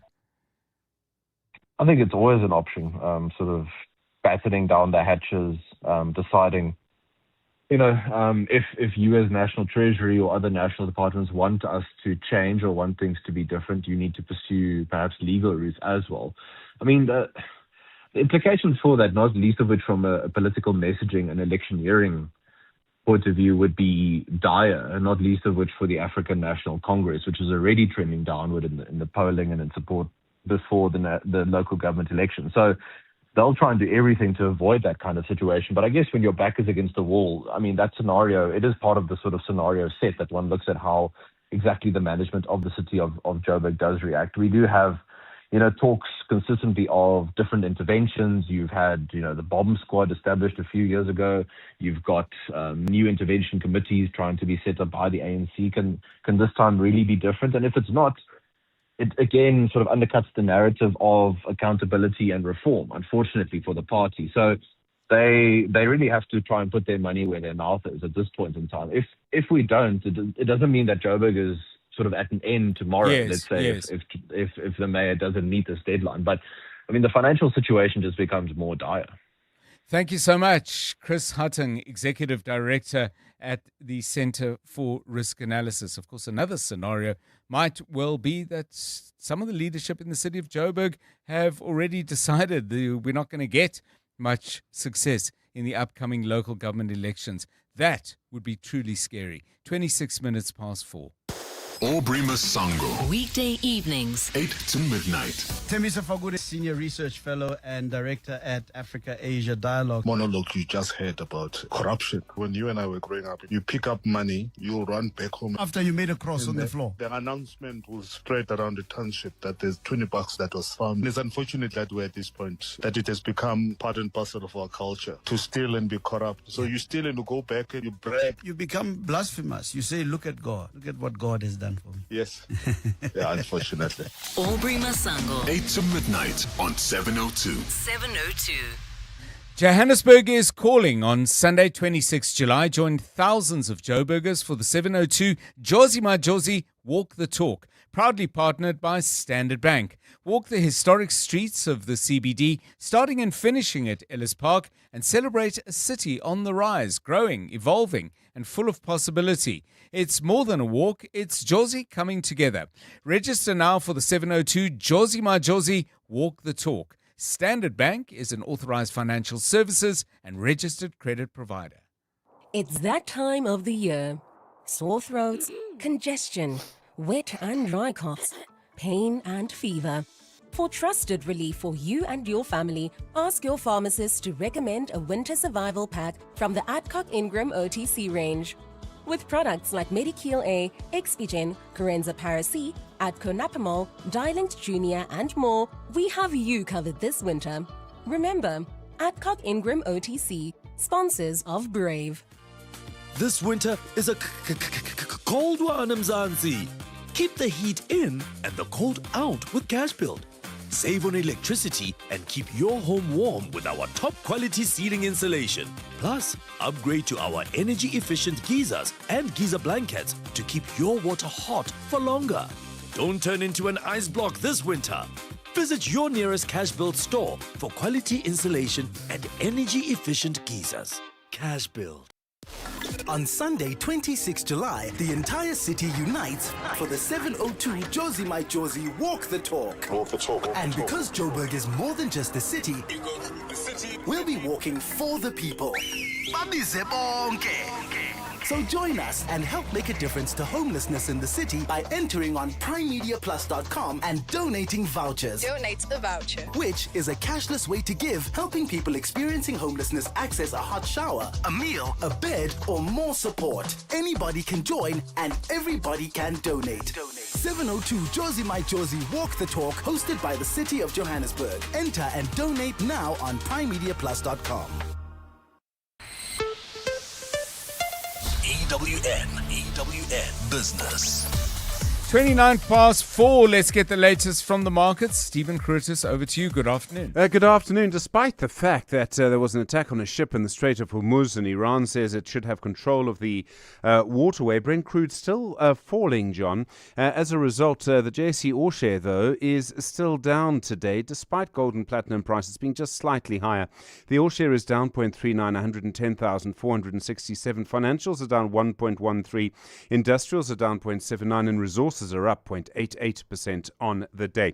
Sasol down 4%. That's really been the trend of the week, by the way. And certainly, as I say, they've given up pretty much all of their gains during this period of higher oil prices. Mondi's down 3%, and along with Standard Bank, in fact, they're down, and they and Investec are both down nearly 3%, while Prosus is down 2.73%, and Clicks again down 2.33%. Optasia, which is the sort of Pan-African fintech company, they have been going down quite significantly the last 2 days, suddenly up today, 5.36%. Advitech's up 3% as well, and one or two of the gold miners are actually in quite good shape. Harmony's up 3%, Anglo Gold's up 2%, the Omnia Group's up 2.23%. I think there's a little bit of rebalancing here with some portfolios. Canal Plus is up 2.6% on the day. Brickcore Do you know what they make? Bricks. They've decided today to delist from the JSE. They say very few of its shares are traded. There's a lack of liquidity. That does not justify staying on the bourse. They're going to buy 116 million shares for just under 20 million rand. At least 3/4 of shareholders have to agree. Obviously, this is a tough one for the JSE. That said, Brickell is a relatively small company and it is hardly traded. Bell Equipment reporting their headline earnings per share for the 6 months to the end of June. They're expected to be down by at least 50%. The company says that's because of a slowdown in demand in certain key markets and the impact of US tariffs on profits in that market. The company's CEO, Ashley Bell, you may remember he's actually the grandson of the person who founded the company. He did say earlier this month he would be resigning, and that's to run a business he had founded previously before rejoining the Bell Group. And investment trust Spear, they're primarily in the Western Cape. Their headline earnings per share up by 6.25% for the quarter to the end of March. Lots going on in the Strait of Hormuz, but none of that really worrying US markets. Chip makers under renewed pressure, I think, and that's really what's pushing things down a little bit. The Dow Jones is up 0.02, the Nasdaq is down 0.25, the S&P 500 is flat. In the gold price at the moment, $4,078.29 an ounce. Platinum, $1,633.83. Brent crude, $72.24. And the rand to the dollar, 16.42 to the euro, 18.76 to the British pound, 21.72. Stephen Crotis, EWN Business. Thanks, Stephen. It's 28 minutes now to 5 o'clock. Puleng Make has the very latest news headlines. He's with us now. Good afternoon. Thanks, John. Good afternoon. The Consumer Goods Council of South Africa has warned retailers to be on high alert and prepare for possible disruption ahead of next week's planned anti-immigration protests. A number of civic organizations are planning marches across the country on Tuesday, calling for undocumented foreign nationals to leave South Africa and tighter immigration and visa regulations. Consumer Goods Council's Abraham Nelson. The information and intelligence we have at hand is there definitely will be demonstrations on the day. The risk level is medium, meaning that the majority of the demonstrations will be peaceful, but there is a risk of violence and disruptions in certain areas. And this has been communicated to all the relevant players within the retail sector. Nelson says retailers have been advised to increase security and monitor the situation. If the situation seems to be volatile, to stop their operations, to let the staff go home, we'd rather risk the looting of the store and damage to the property than risk the lives of consumers as well as the staff. As the Consumer Goods Council, we work very closely with law enforcement, so we have in all the different provinces engaged with law enforcement. He says the risk for delivery services is higher. Firstly, because they're an easy target. If you look at what has been happening recently, especially in KwaZulu-Natal, these guys have been stopped on the road. The property that they were transporting was basically robbed from them, and they were told to leave the country. So if you have anything critical to order, do it the day before, because they are an easy target. Meanwhile, with the June 30th deadline for undocumented migrants to leave South Africa fast approaching, law enforcement is gearing up to maintain order across the country. In the Eastern Cape, police have announced they will enforce a zero-tolerance approach to lawlessness. Demonstrations are expected nationwide, with the anti-illegal immigration group March and March, along with more than 20 organizations, planning protests over what they describe as an immigration crisis. Police in the province say additional officers have been deployed to boost boots on the ground. Transport and Community Safety MEC Xolilenkqatha. The challenges of poverty, the challenges of inequality and crime, the challenges of illegal immigrants in the Republic were the first one to admit. None of those can justify people violating other people's rights. That is a no-no. Gun-Free South Africa has reiterated its stance that firearms pose a greater risk to their legal owners than they do as a means of self-defense. The non-profit organization was responding to suggestions that South Africa doesn't need new gun laws Outdoor Investment Holdings, the country's largest distributor and retailer of firearms and ammunition, believes the country only needs to be stricter in enforcing existing legislation. The comments comes as government is considering a firearm control amendment bill which proposes removing self-defense, the protection of others and the protection of property as valid reasons for owning a firearm. Gun-Free South Africa's Steadley Maposa says the organization is in full support. A firearm in the home does not make you safer. It increases the risks to the owner if they attempt to defend themselves against armed criminals. It also increases the risks to the family members, particularly in cases of intimate partner violence and domestic violence. Maposa says that the number of legally owned firearms that are lost or stolen each year remains a major concern. Civilian firearm owners reported the loss or theft of around 8,000 firearms last year alone. We also support other proposed changes that include limits on the number of firearms and rounds of ammunition that may be owned. And moving further afield, alcohol and major weekend events have been banned as Europe faces boiling temperatures. Hundreds of people have been reported dead in Spain and hundreds across the continent. AFP is reporting that medics in Britain and France have warned that hospitals are struggling with the heat and a surge in emergency calls. Scientists have shown that recurring heat waves are a clear marker of global warming driven by humans burning fossil fuels. A quick look at your weather. A partly cloudy Saturday in store for Gauteng. Tomorrow, temperatures dropping to overnight lows of between 4 and 8 degrees, peaking at highs between 17 and 19 degrees. Leaving Pretoria, heading towards Emalahleni roadworks, causing heavy delays on the N14 eastbound between Solomon Mahlangu and Donkerhoek.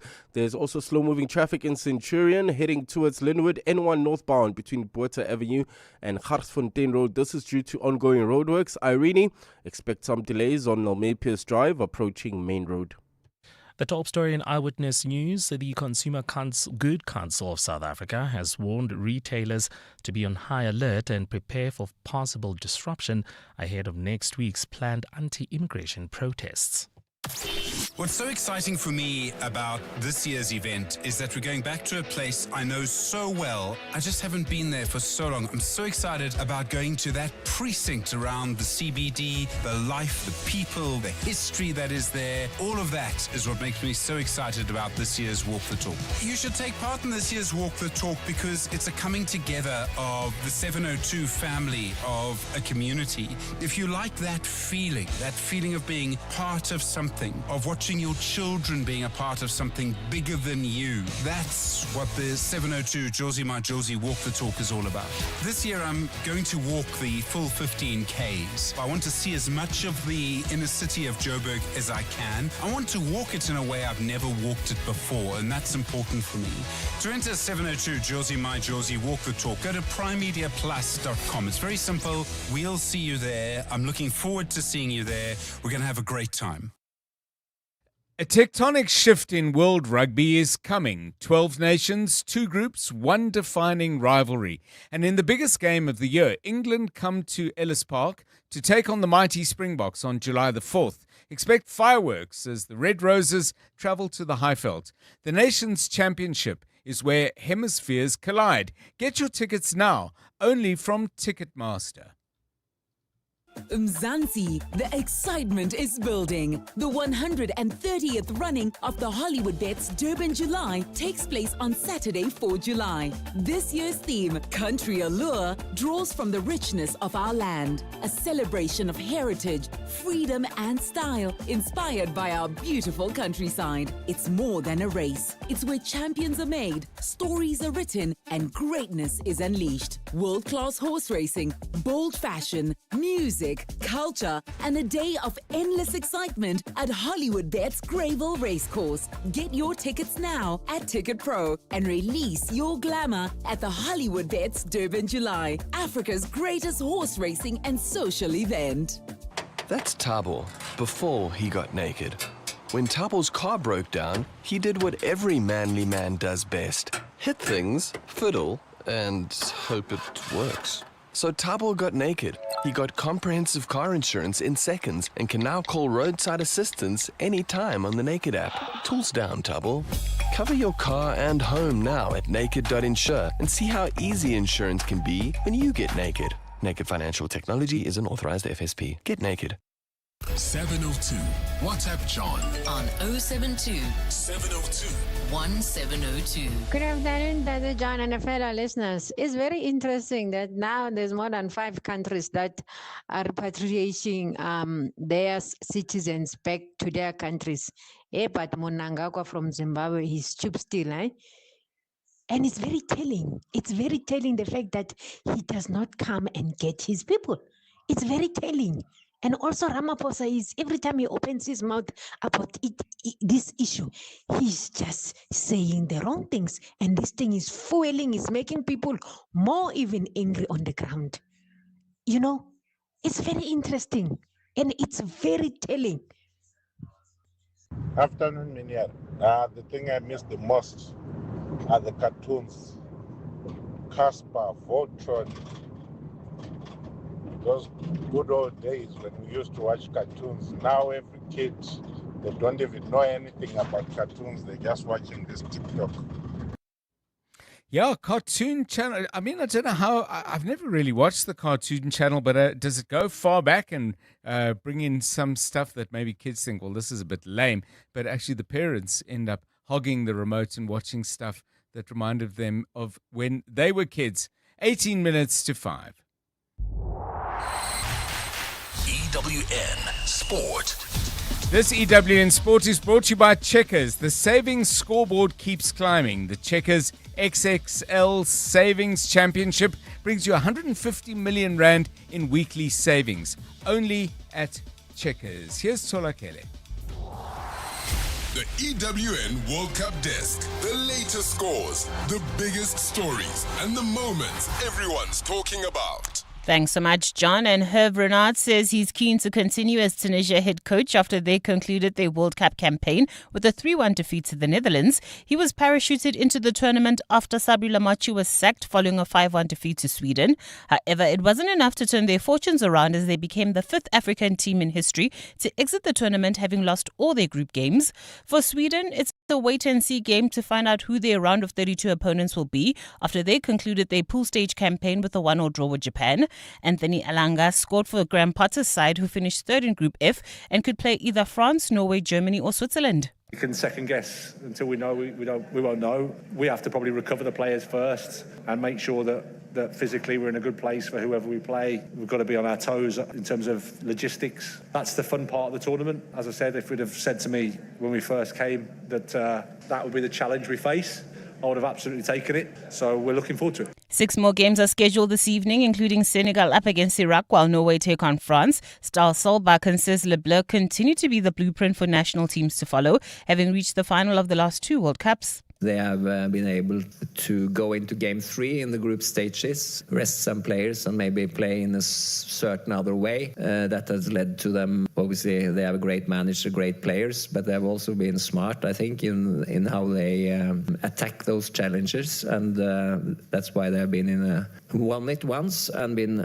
runner-up the second one. So we can learn a little bit from France there. The 2026 World Cup has become the highest scoring edition in the tournament's history. The milestone was reached during the United States match against Turkey, with Austin Trusty's goal in becoming the 173rd as it eclipsed the previous mark of 172 that was set in Qatar. Ahead of play on day 16, the tournament total goals currently stand at 177. That's as a result of the expansion from 32 teams to 48.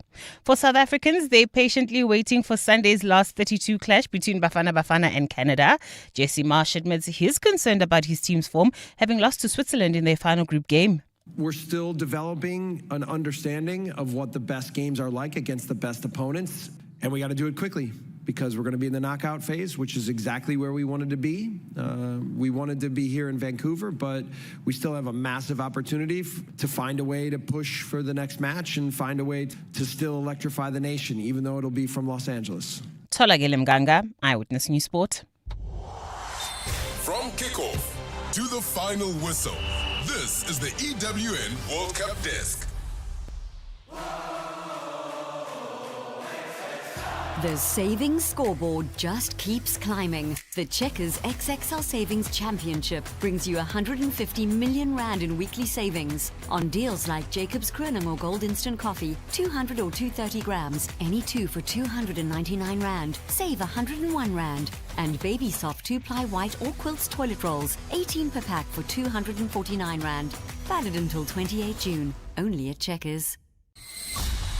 EWN Traffic. This EWN Traffic is brought to you by Outsurance. SMS out to 45142 now. You could save on car insurance. If you don't, ask them for 500 rand. At 14 minutes to 4, Karabo Charlie, Pretoria is problematic.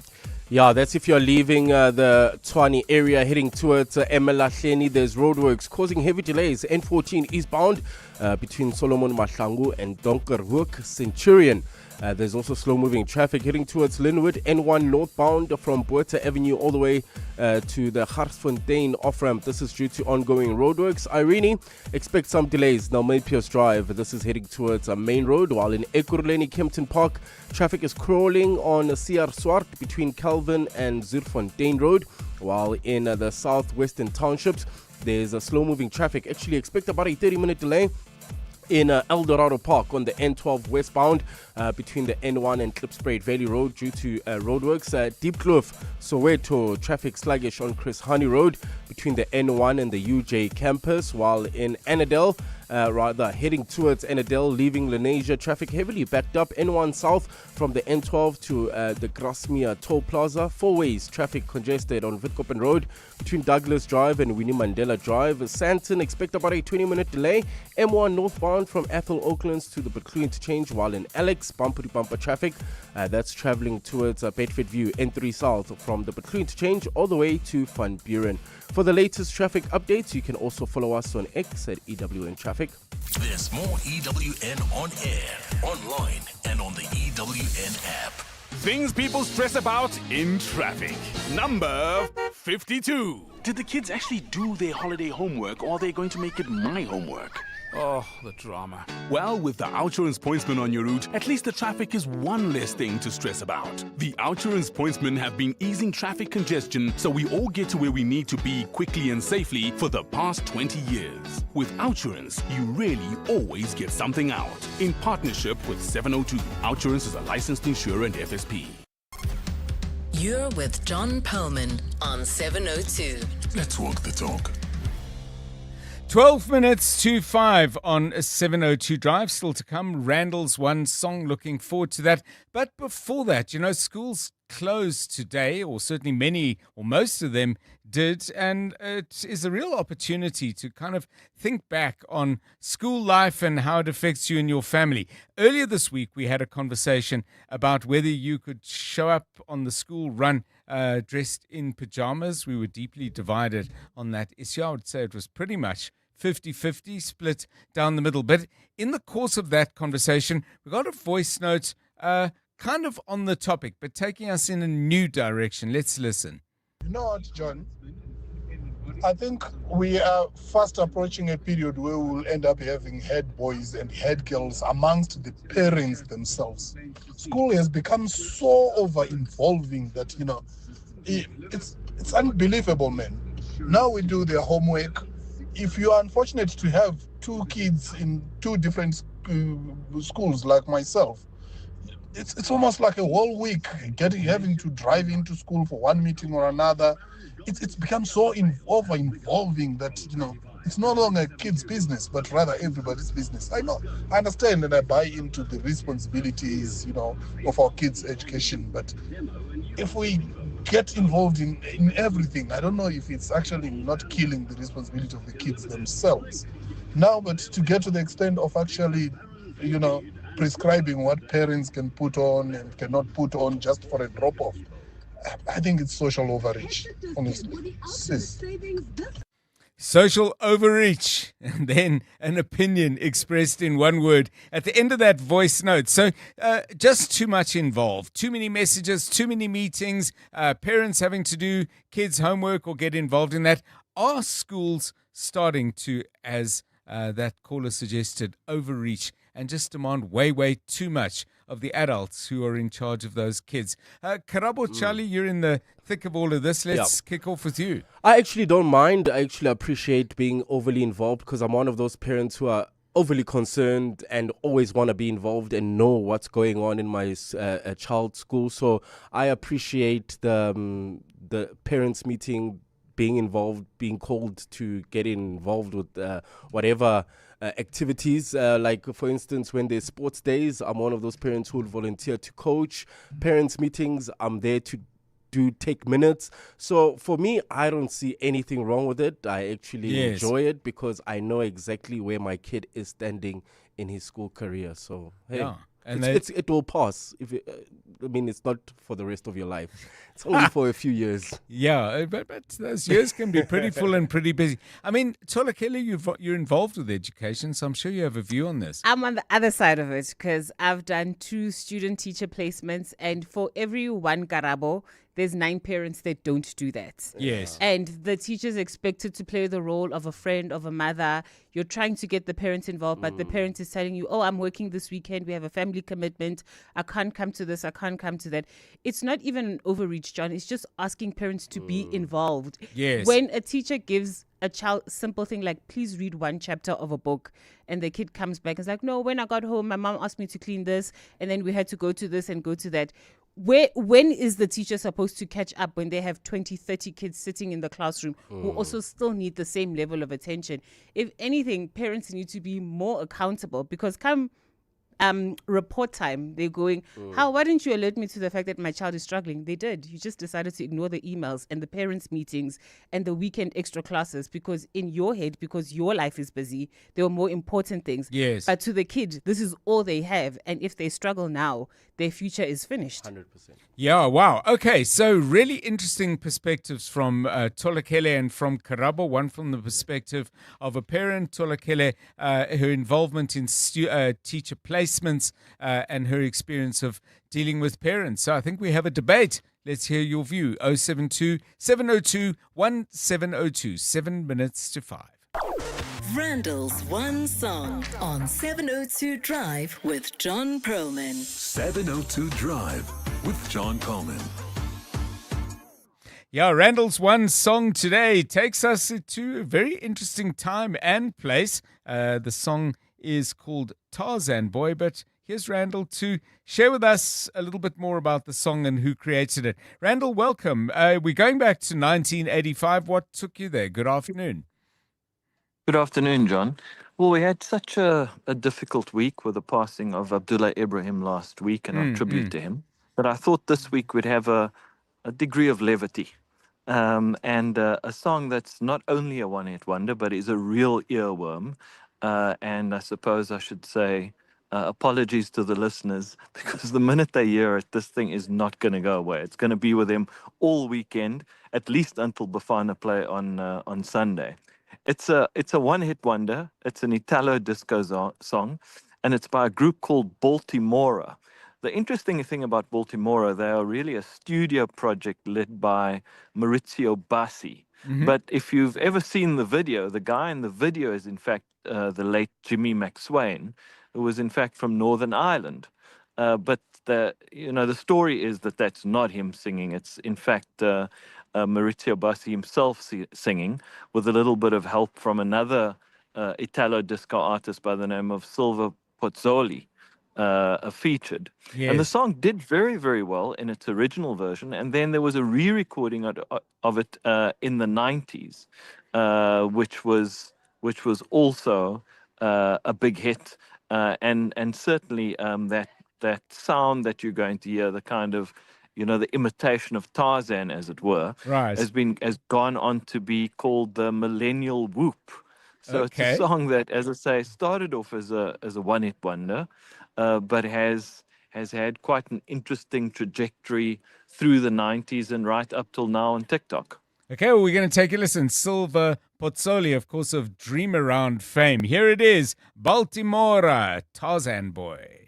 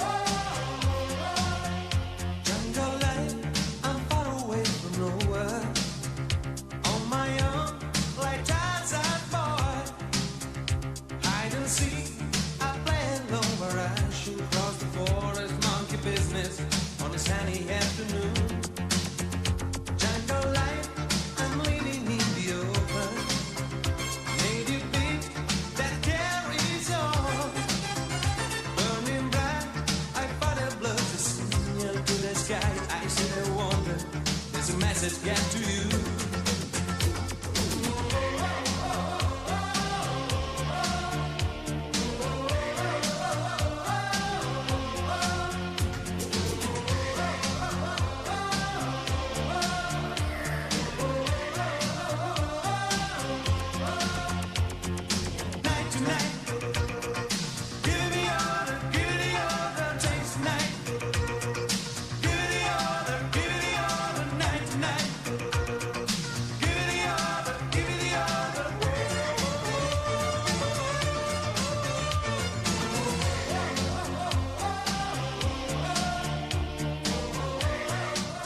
Yeah, the accent on the singing there to me, much more Italian than Irish. But Randall, you spoke about an earworm. Do you set out to write one, or are earworms unpredictable, unknowable, and an absolute blessing if you happen to write one? That's a great question, John. I've always said that songs are out there in the ether and they kind of pass through you, and you're lucky to write them down. I guess an earworm, as you say, is a very special song that's lying there in the ether. But I guess, once you're able to pull out, that particular, as I say, the Millennium Woof. Yes. I mean, it's literally, it's gold, right? Yeah. And the song was featured in '93 in Teenage Mutant Ninja Turtles 3, which you can imagine was a very big movie. Yeah, missed it, I'm afraid. Quick question from Nash. Did Mafikizolo do something with us? No, but the Mafikizolo, I don't think that's a sample in the Mafikizolo, but yes, it's close. Okay. It's a sound alike. Yeah, well, this one certainly had them swinging from the vines in the producer's booth. I, of course, sat dead still because, I need to and just behave myself. Thank you so much, Randall Abrams, with Randall's One Song. Is that now stuck in your head? And if so, are you glad it's stuck there? Because earworms, you might like them, and sometimes they drive you a bit crazy. So you can drop me a note on that as well. 072 702 1702. Randall back at the same time next Friday. In the last 24 hours, this is what's happened in your world. Insiders allege that the inflow of public funds has triggered what they describe as a feeding frenzy, with concerns growing that another taxpayer-funded gravy train has left the station. Despite repeated requests, including from EWN, there remains limited public information about how the money has been spent. Insiders say control over the funds is exercised by a 5-member management executive committee comprising Kamisa Tengile, a staunch ANC member, Dr. Valencia Andrews, Queen Rebecca, Como David Murema, and Lux Gweka Matiso. EWN, in touch, in tune, and independent. Do good while having fun at Jazz for Young People, brought to you by the Standard Bank Joy of Jazz. Bring your family and friends to this exciting family-friendly concert curated by the young for the young, all in support of fundraising for the music department at the National School of the Arts. Expect a full day of great music, delicious food and drinks, arts and crafts, and a fun-filled kiddies corner. Enjoy live performances curated by Msaki, the NSA band featuring Msaki, Vuyo Viwe Music Academy of Gauteng NSA band, East Rand School of the Arts Kutlo Taro band, Spartan High School Pro Arte, Central Johannesburg TVET College. There's also the Wits Music Department Jazz Band, the JSM Academy, Sacred Heart College Jazz, and Marimba Band. And just to add to all of that, New Bam and the Band and Muhobo. Join us on the 25th of July 2026 at the National School of the Arts in Braamfontein. Tickets are selling fast on Quicket, with prices starting from just 50 Rand for children. Can't attend the show? You may also pledge your 100 Rand donation to the fundraiser via Quicket. Great music, great food, great company, one great cause. Standard Bank Joy of Jazz. Jazz for young people. Be there. Get over 150 million Rand in weekly extra savings with the Checkers XXL Savings Championship, like Clover Bliss Double Cream Yogurt, 1 kg for $42.99, Sunfoil Pro Chef Canola Oil, 2 litres for $69.99, and L'Oreal Elvive Shampoo or Conditioner, 300 or 400 mils, any two for 160 Rand. Valid until 28 June, only at Checkers. Brush, stroke, paint, color. protect, and admire. From roof paint to exterior textures and interior silk, Warrior Paints has it all. The product range and stylish colors are amazing. And what's more, Warrior Paints has crushed prices for incredible savings. Enjoy that good old-fashioned personal service you deserve. For price, quality, variety and service, Warrior Paints is street ahead. Warrior Paints, affordable, lasting, luxury. That's Sia before he got naked. Sia had a bumper bash and had to reattach his fender using duct tape and a prayer. So Sia got naked. He got comprehensive car insurance in seconds and can now submit claims instantly on the Naked app. No more arts and crafts for you, Sia. Cover your car and home now at naked.insure and see how easy insurance can be when you get naked. Naked Financial Technology is an authorized FSP. Get naked. It's Powerball jackpot time. This Friday, you have a chance to win over 180 million rand in total Powerball estimated jackpot. That is life-changing money that could be yours instantly. Catch the live draw this Friday at 9 p.m. on ETV and SABC. You could become SA's next multi-millionaire. The National Lottery. More plays, more chances, more millions. Players must be 18 years or older. Play responsibly. The National Lottery is officially operated by Sizekaya. This is EWN. Government to close eThekwini Centre's housing displaced Malawian nationals and Tumelongu to return to the Madlanga Commission on Monday after postponement.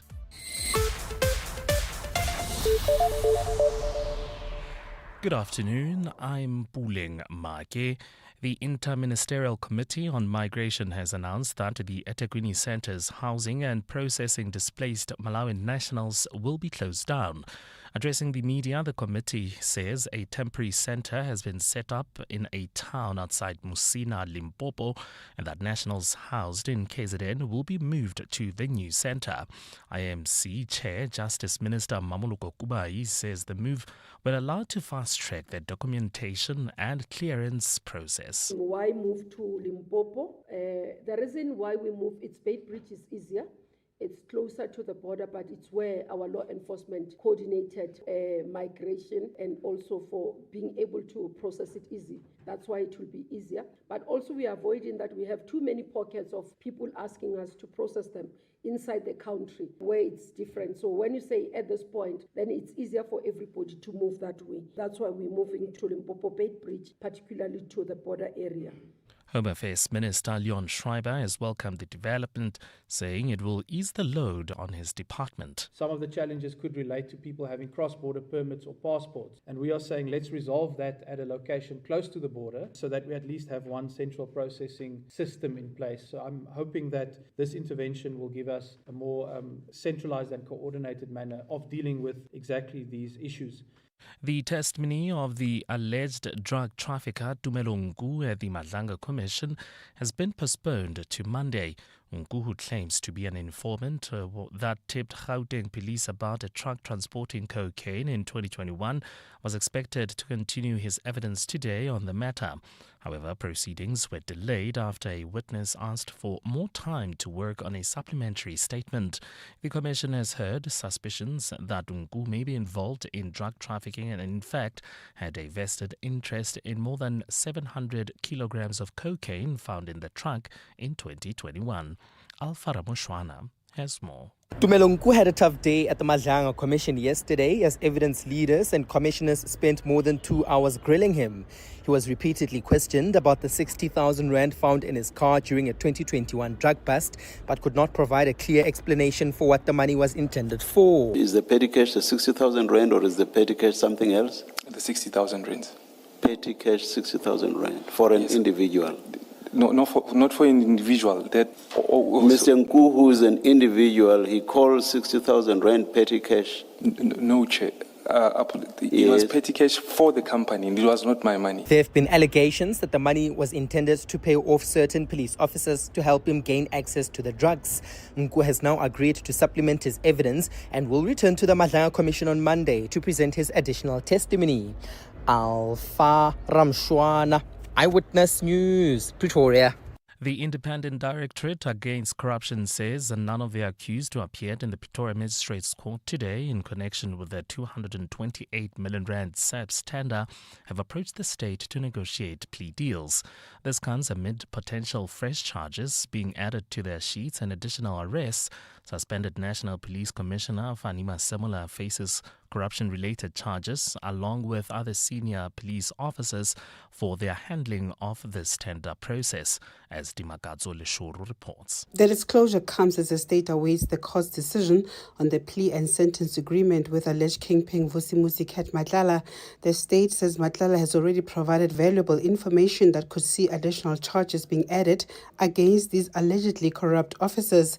IDEC spokesperson Henry Mamotame says so far none of the accused has offered to come forward. None of them have done so. It would have been placed on record before this court. Brigadier Rachel Majeng, whose dealings with Matlala were detailed yesterday, told EWN she is not fazed by the allegations, adding all will be revealed in court. The case returns to court in August. Dimakadzo Leshoro, Eyewitness News. And in Venezuela, the death toll from the twin quakes has risen to 589, with 2,980 people injured. The previous update from the country's health minister put the death toll at 235 people, with 4,300 injured. Search and rescue operations are still underway to locate victims. According to reports, authorities fear the death toll could rise as hundreds remain trapped beneath the rubble in the country's deadliest earthquake in more than a century. Gold's trading at $4,081.64 an ounce. The rand is at 16.43 to the dollar, 21.74 to the pound, 18.76 to the euro, and Brent crude oil is at $75.26 a barrel. Leaving Lenasia, heading towards Annandale, traffic heavily backed up N1 southbound between the N12 and the Krasmia Toll Plaza. Eldorado Park, heading towards Lenasia Protea Glen area. You can still expect about a 30-minute delay. N12 westbound between the N1 and Klipspruit Valley Road due to ongoing roadworks, and in four ways traffic congested on Witkoppen Road between Douglas Drive and Winnie Mandela Drive. In your sport, Kylian Mbappe versus Erling Haaland as France face Norway in a duel for top spot at the FIFA World Cup. The Proteas women hoping Australia can do them a favour at the T20 World Cup. And Serena Williams to face Maya Joint in her Wimbledon first round match. A look at your weather. A partly cloudy Saturday in store for Gauteng. Tomorrow, Johannesburg dropping to overnight lows of 6 degrees, peaking at 18. Pretoria 8 and 19, and Vereeniging 4 and 17 degrees. The top story in Eyewitness News this hour: the Interministerial Committee on Migration has announced that the eThekwini centres housing and processing displaced Malawi nationals will be closed down. EWN, in touch, in tune, and independent. For the latest, visit ewn.co.za or download the EWN app. On Sunday, 26 July, 7:02 Jozi My Jozi Walk the Talk unites us all in the iconic Joburg CBD. 7:02 Walk the Talk. Abize bonke. Enter now on primemediaplus.com. 7:02. Drive home with John Perlman. John Perlman, 3 to 6 p.m. on 92.7 and 106 FM. Let's walk the talk.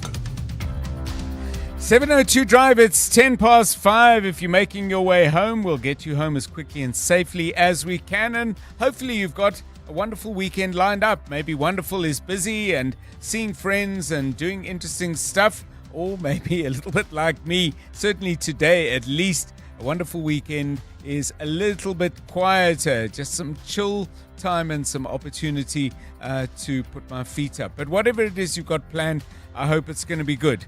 Coming up on the show, which is the only part of all of this we can control, is we do have good stuff for you. We're going to chat to Mthokozisi Dube. He's editor of an excellent football website called Far Post, and he's out in Los Angeles. You know why he's there. Bafana versus Canada on Sunday night. He joins us shortly to give us a sense of the build-up to this all-important game. And then in the last part of the show, we do it every Friday. We call it A Song, a Book and a Dish. We'll be talking to a very, very interesting person. Dr. Mavuso Msimang is a name you would have heard. It might have been in his time as Director General of Home Affairs. It could have been when he was head of Sandparks. It might have been when he was talking on behalf of the ANC veterans about the issues facing our country. He's just come out with a book. We'll touch on that, but spend some time getting to know him better through his song, his book, and his dish. Looking forward to that. It's 5:11. 702. WhatsApp John on 072 702 1702. How's it, John? It's Tulla from Joburg.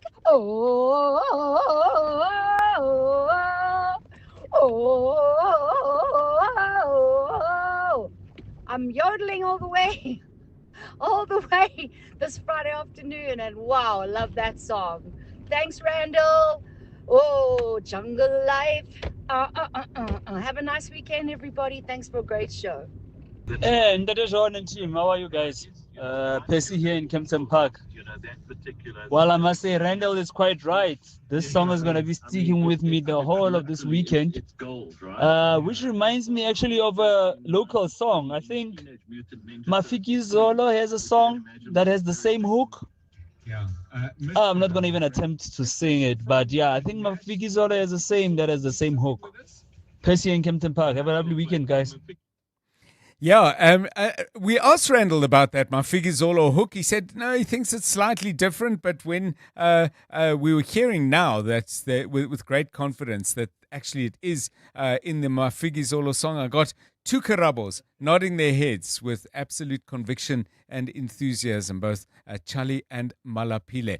Let's go to the first of those Karabos, Karabo Chali, and get the latest traffic. It's 5:13. EWN Traffic. You're not going to give us a whoa? No? Okay, I'm not going to attempt it either. I think that listener version was great, by the way. Wow, top quality Tarzan there. What's happening on the roads? Well, at this stage, John, I must say, not looking too good. If you are heading towards Annandale, leaving Lenasia, traffic heavily backed up by N1 southbound from the N12 all the way to the Garsmia Toll Plaza, Eldorado Park. We still have those roadworks causing about a 30-minute delay heading towards Protea Glen.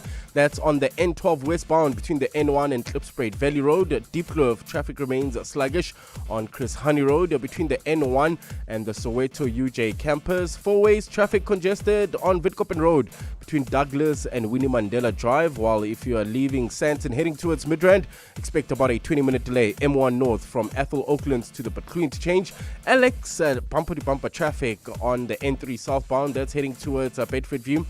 From the Betlu interchange all the way to Van Buren. In Bursley, Kempton Park, traffic crawling on Modderfontein Road. This is between Pretoria Road and Mooifontein. Leaving Pretoria, heading towards Emalahleni. Roadworks causing heavy delays this evening.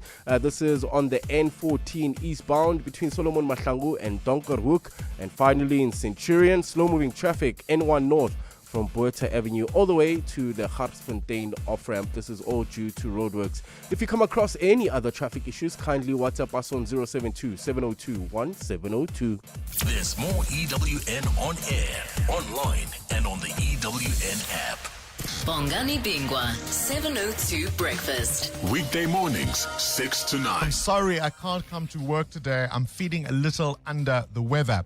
How does an employer generally believe an employee who makes such a claim? Well, a doctor's note should suffice. But that question has been thrust into the spotlight at the Madlanga Commission of Inquiry. Dr. Kubega, how credible is the typical sick note? The valid sick note must be issued by a registered medical practitioner, and it must reflect the registration number of the medical practitioner. What is important is that patients also have a right to confidentiality. Sometimes people are able to persuade a health practitioner and convince them of illness, even perhaps when they're perfectly fine. That is unethical practice, and they could be held accountable at the HPCSA. Bongani Bingwa, 6 to 9. On 702.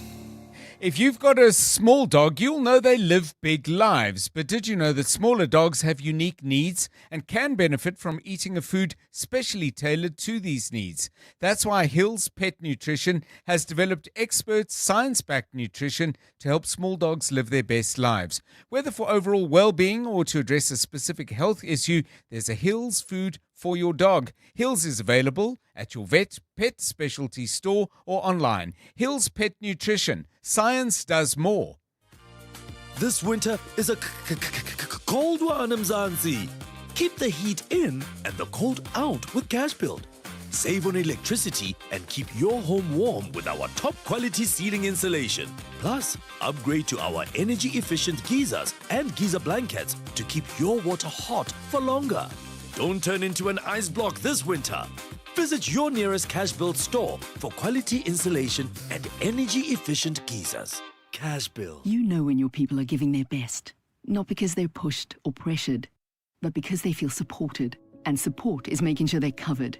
So if something happens, they can get the care they need. FlexiCare Health Insurance makes it simple for every business to protect their people with affordable health cover. You care, we cover. For a tailored FlexiCare quote, speak to your financial advisor today. FlexiCare is underwritten by ANG, a licensed non-life insurer and FSP, and administered by Discovery Health, a licensed FSP. Whether you're following every match or just the ones that matter most, stay connected to 702 Cape Talk and EWN.co.za to stay connected to the world's greatest game.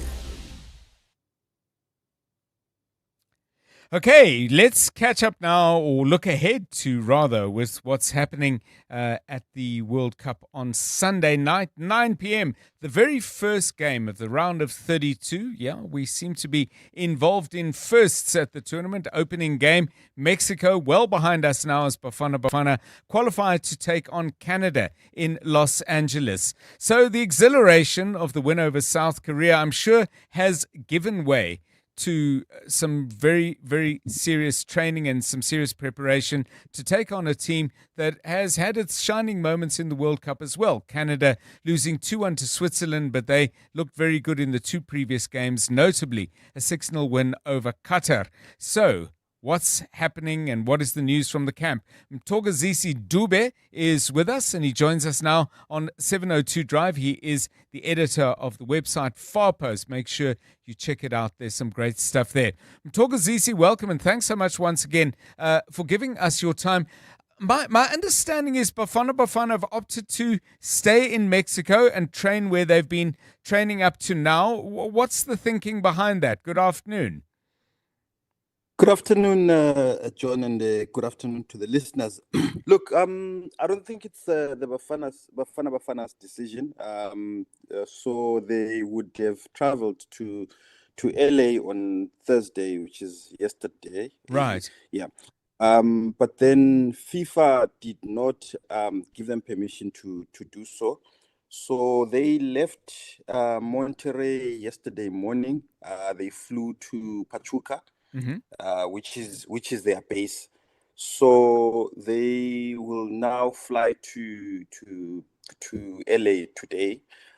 So yeah, it was just beyond their control. They couldn't travel. Ideally, they would have left Monterrey straight to LA, but they were not allowed. So I mean, that's a lot of traveling. You know, it is. You spend the night in Pachuca, then the following day again you're on the road. So yeah, it's a bit challenging. I mean, just very briefly, because I want to get into the game and your predictions, but I mean, what reason did FIFA give? I mean, surely countries within reason are entitled to do their own planning and do what they think is best for them. I mean, there's no shortage of hotels in the US. Absolutely. So remember, FIFA provides bases for all the teams. So Bafana's base is Pachuca. Right. So what happens is, when they play a game in Monterrey, they would arrive 2 days before, play the game, and then go back to their base. Okay. So the base in LA belongs to a different team, right? So if South Africa would have to go there, then they would have to make their own arrangements, you know. So yeah, and I mean, it's obviously short notice because you don't know where you're going to end up. I mean, I was speaking to a South Korean journalist who was telling me they booked flights to LA because they were so sure they were going to finish second and play Canada. So you know, it's obviously short notice, and ideally they must get into a hotel provided for them by FIFA. So hence I guess. These are logistics, and the team has overcome worse on its many travels in qualifying and indeed in getting to Mexico in the first place. Let's look ahead to the game then. I mean, first of all, what have you made of Canada? Not the best performance against Switzerland in their last group game, but pretty good up to then. I mean, where could they hurt us, and what can we do about it? Look, I think Canada. I think the one thing that you see in how they play is that they've got goals in them. You know, I think they've scored 8 goals in these 3 games, which is you've got to score goals to win games. You know, and when I look at Bafana's record, I think Bafana have scored two goals. Obviously, penalty and 1 goal in open play, which is obviously a bit of a challenge. I mean, when they get to that stage, the knockout stage, you've got to take your chances and score your goals, and I think, and also just avoid conceding goals.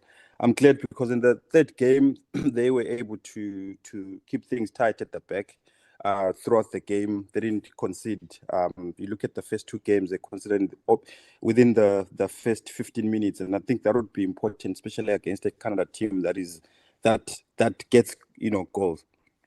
Yeah, it was a performance. I thought they had the balance absolutely right, because certainly in the first 60 minutes or so, the defense was tight, but the attack had some flair to it. Is that the way they're going to go about things, do you think, Hugo Bruce and Helman Mkalele on Sunday night, that they've probably got their best 11 now? Absolutely. I think that game against South Korea would have shown that South Africa is capable of beating anyone. I mean, in that group, they were the lowest ranked team, playing against South Korea, who were the second highest in terms of FIFA rankings.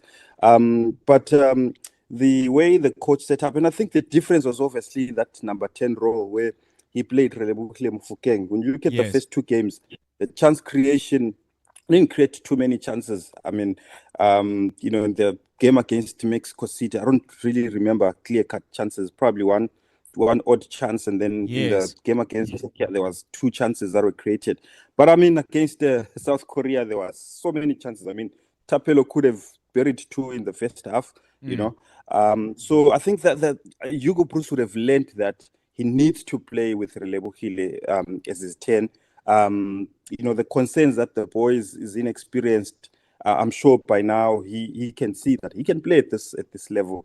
I mean, the only way to gain experience is actually to play games. The more he plays, the more he gets familiar with this level of the game. So I think he would have learned that. But maybe his headache would be in midfield, because Yaya Stole came after that difficult performance against Mexico and then serving suspension in the second. He came in and turned on a fine performance next to Talente Mbata. Tebogo Mokoena comes back from suspension now. I think that's a headache that the coach now has. Who does he drop to make space for Tebogo? So nice it'll really problem. Be interesting to see how he sets up. Nice problem. Well, the last time we spoke to you, you were confident in your predictions. Mthokozisi Dube, thanks so much joining us on the line from LA. All eyes focused now on the SoFi Stadium in Inglewood, in Los Angeles. 70,240 people can fit in. I think it's fair to assume most of them will be supporting Canada, but I can tell you the South Africans who are there will certainly make some noise. We'll try and make some noise on this side of the ocean as well. 702 Drive, 25 past 5. 702 Afternoons with Relebohile Mabota, 1 to 3 p.m. There is a certain grace with how you carry yourself. I have never seen you, whether you had a stick with you or a walker with you, and thought, Hashem, ever in my life. And I do have those. I do have problems. But I pray for strength, for guidance, always. And I always say, I know I'm not the only one. Everybody has got something that is biting them, that is killing them. But it's life. Usemhlabeni uyashaba. It even shabat uJesu Kristu. It even shabat. Yes. So who are we? Mom Abigail Kubeka. 702 Afternoons. With Relebogile Maboja. Let's walk the talk. Halala Bafana, halala. South Africa have done it. For the first time in SA history, Bafana are through to the knockout stages of the FIFA World Cup. Every heartbreak, every near miss, every year of believing, it was all worth it because fans like you stood the test of time. And at 9 p.m. on Sunday, you stand again. Here's to the fans who stood the test of time. Is there a word for the feeling of a road disappearing over the horizon? Beyonding? What about the feeling you get when you see sunlight flickering through rows of trees? Sun fizzing. Anyway, some things don't like to be explained. They just ask to be felt. Like the feeling of a drive built around you. Technology that's human first makes you one with your car in a way that you can't explain. You can only feel. And there's a word for that. Mazda. Wonder awaits. At the 702 Josie My Josie Walk the Talk, snap and share all 5 Mazda Wonder experiences using hashtag MazdaSA to stand a chance to win a share of 50,000 Rand. Are you a legal practitioner looking to do your mediation course? Come and train in mediation with the Law Society of South Africa, the preferred leader in legal education with over 35 years of experience. We also offer advanced training, specialized skills development, and continuous legal education to ensure legal practitioners excel with competence and integrity. Stay ahead in your profession. Explore more courses at lssa.org.za. The Law Society of South Africa, leaders in legal education. EWN Business. Stephen Curtis, a very good afternoon to you. A wrap of the week and day's trading and a look ahead to the money show. All yours. John, good afternoon. Yeah, a tough day for the JSE All Share. Kind of been a tough week, really. Down 0.6%, 110,231 points. Financials down nearly 1.5%. Industrials down 1.11%. And resources up 0.83%. The usual story, gold and platinum miners doing quite nicely. ASP Isotopes down nearly 4.5%. Sasol capping really bad week for them, as you would expect with lower oil prices. They're down 4.2%. Cornell Plus also down 4%. Mondi down nearly 4%. And then Investec and Standard Bank both down by around 3% as well on the day. Optasia, the fintech company that operates in the Middle East and across some parts of Africa, up over 5%. Advertex up 4.23%. The gold miners are doing okay. And we see the Omnia Group up 2% as well. News today from the brick maker Brickor. They're going to delist from the JSE. It says there's been illiquidity. In other words, very few people are trading their shares. It just doesn't make sense to remain listed on the JSE at the moment.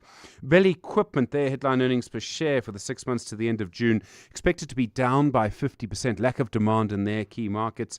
And the investment trust Spear, they're based primarily in the Western Cape, the headline earnings per share up 6.25%. Their occupancy rates have been very, very high, so they're feeling pretty chipper about themselves at the moment. In the US, things are a little uncertain, really, all because of AI stock valuations. Oil prices playing a little bit of a role, but oil prices are lower today, despite a little bit of violence in the Strait of Hormuz. The Dow Jones is flat, up 0.02. The Nasdaq is down 0.27. The S&P 500 is down 0.09 at the moment. The gold price, $4,080.46 an ounce. Platinum, $1,629.60. Brent crude, $71.78. The rand to the dollar, 16.45 to the euro, 18.77 to the British pound, 21.74. On the Money Show tonight, John, we'll talk about whether we still need foreign exchange controls. We will also look at the news out of Volkswagen. They're looking at cutting 100,000 jobs, nearly 20% of the jobs in that group around the world. I mean, that's a staggering number. And then also this evening, the amount of money you can make by selling Bafana merchandise. I mean, we had to do it. Stephen Curtis, EWN Business. Thanks, Stephen. That market is having something of a bull run. It's 5:30. Eyewitness News is brought to you by Momentum. Financial advisors help you have a better shot at generational wealth. Speak to a Momentum accredited financial advisor. Momentum is part of Momentum Group Limited, an authorized FSP and registered credit provider. Pulling Marke has the news. Thanks, John. Good afternoon. The NPA's Asset Forfeiture Unit has obtained a preservation order to freeze a 6 million rand residential property in Hartbeespoort registered in the name of Judge Portia Phahlane. Phahlane is accused of accepting 2 million rand in bribes from controversial Pastor Michael Sandlana in exchange for a ruling in favor of his faction in a church succession dispute. Alpha Ramushwana has more. The NPA says it has gathered overwhelming evidence that Judge Portia Phahlane's luxury Hartbeespoort property was acquired through proceeds of alleged unlawful activities. It believes that some of the money Phahlane received in alleged bribes from a church leader was used to purchase the property. NPA spokesperson Kaiser Khanyago says further action must follow against other individuals who may have been involved. Investigation further alleged that substantial funds linked to entities associated with the church dispute were channeled towards the acquisition of the Hartbeespoort property registered in the name of Judge Phahlane. The evidence before court include financial records, electronic tracking data, sworn statements and documentary material. The judge and 5 co-accused are facing corruption and money laundering charges in the Specialized Commercial Crimes Court. Alpha Ramshwana, Eyewitness News. The Interministerial Committee on Migration has announced that the eThekwini centers housing and processing displaced Malawian nationals will be closed down. Addressing the media, the committee says a temporary center has been set up in a town outside Musina, Limpopo, and that nationals housed in KZN will be moved to the new center. IMC Chair Justice Minister Mamuluko Kubai says the move will allow to fast-track their documentation and clearance processes. Why move to Limpopo? The reason why we move, it's Beitbridge is easier. It's closer to the border, but it's where our law enforcement coordinated migration and also for being able to process it easy. That's why it will be easier. But also we are avoiding that we have too many pockets of people asking us to process them inside the country where it's different. So when you say at this point, then it's easier for everybody to move that way. That's why we're moving to Limpopo Beitbridge, particularly to the border area. Home Affairs Minister Leon Schreiber has welcomed the development, saying it will ease the load on his department. Some of the challenges could relate to people having cross-border permits or passports. And we are saying let's resolve that at a location close to the border so that we at least have one central processing system in place. So I'm hoping that this intervention will give us a more centralized and coordinated manner of dealing with exactly these issues. Meanwhile, the Consumer Goods Council says retailers will be conducting business as usual on Tuesday, despite a call from a national shutdown from organizations demanding action against illegal immigration. However, safety and security will remain top of mind, and the council's warned members to be alert and prepare for possible disruption. A number of organizations are planning mass marches across the country on the 30th of June, and the council's Abraham Nelson says the retailers have been advised to increase security and close up shop if the situation seems violent. We're going on the word of the president as well as the chairpersons of the Prof joints. We will be conducting business as usual, but obviously with a heightened sense of anticipation, and should we see the situation getting out of hand or potential of it getting out of hand, we will then evacuate and shut down operations. Nelson says they're working very closely with law enforcement. So KwaZulu-Natal is the highest risk province, and that's based on stats from the July unrest as well as what has been happening in the last 2 months with regards to anti-foreigner sentiment protests. This is closely followed by Gauteng. Western Cape is definitely third on the list, and then lastly the Eastern Cape. And alcohol in major weekend festivals have been banned as Europe faces boiling temperatures. Hundreds of people have been reported dead in Spain and hundreds across the continent. AFP is reporting that medics in Britain and France have warned that hospitals are struggling with the heat and a surge in emergency calls. Scientists have shown that recurring heat wave are a clear mark of global warming driven by human burning fossil fuels. A quick look at your weather. A partly cloudy Saturday is in store for Gauteng. Tomorrow, temperatures dropping to overnight lows between 4 and 8 degrees, peaking at highs between 17 and 19 degrees. Heading towards Enadel, leaving the Lenasia area, traffic remains heavily backed up on the N1 southbound from the N12 to the Garsmia Toll Plaza. In Eldorado Park, you can still expect about a 30-minute delay. N12 westbound between the N1 and Klipspruit Valley Road due to ongoing roadworks. And in Pretoria, heading towards Emalahleni roadworks, still causing heavy delays on the N14 eastbound between Solomon Mahlangu and Donkerhoek. The top story in Eyewitness News, the NPA's Asset Forfeiture Unit has obtained a preservation order to freeze a 6 million rand residential property in Hartbeespoort, registered in the name of Judge Portia Pahlani. They say the early bird catches the worm. Great advice, unless you're the worm. Generic so-called wisdom doesn't work for everyone, so I settle for a financial plan that's one size fits some. Momentum accredited financial advisors take the time to get to really know your unique situation. Advice meets your context. Momentum, your journey to success. Momentum is part of Momentum Group Limited, an authorized financial services and registered credit provider.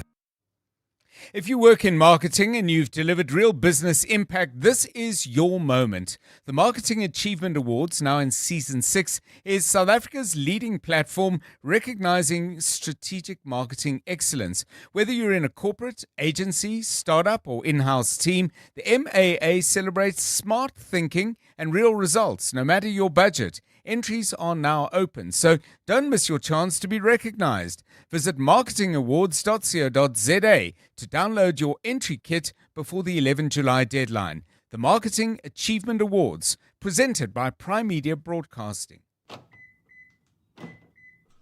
Your boss noticed. Your ex noticed. The neighbors definitely noticed. Because some cars say, I rented a car. And some cars say, I rented the car. Sani Sixt Rent a Car. Premium rentals. For people who don't settle. Choose the right car. Rent Sani Sixt on sani.co.za. Elevate your flying experience with Lyft Premium. Enjoy even more space, comfort, and convenience with priority boarding, extra baggage allowance, and complimentary lounge access. Visit lyft.co.za today.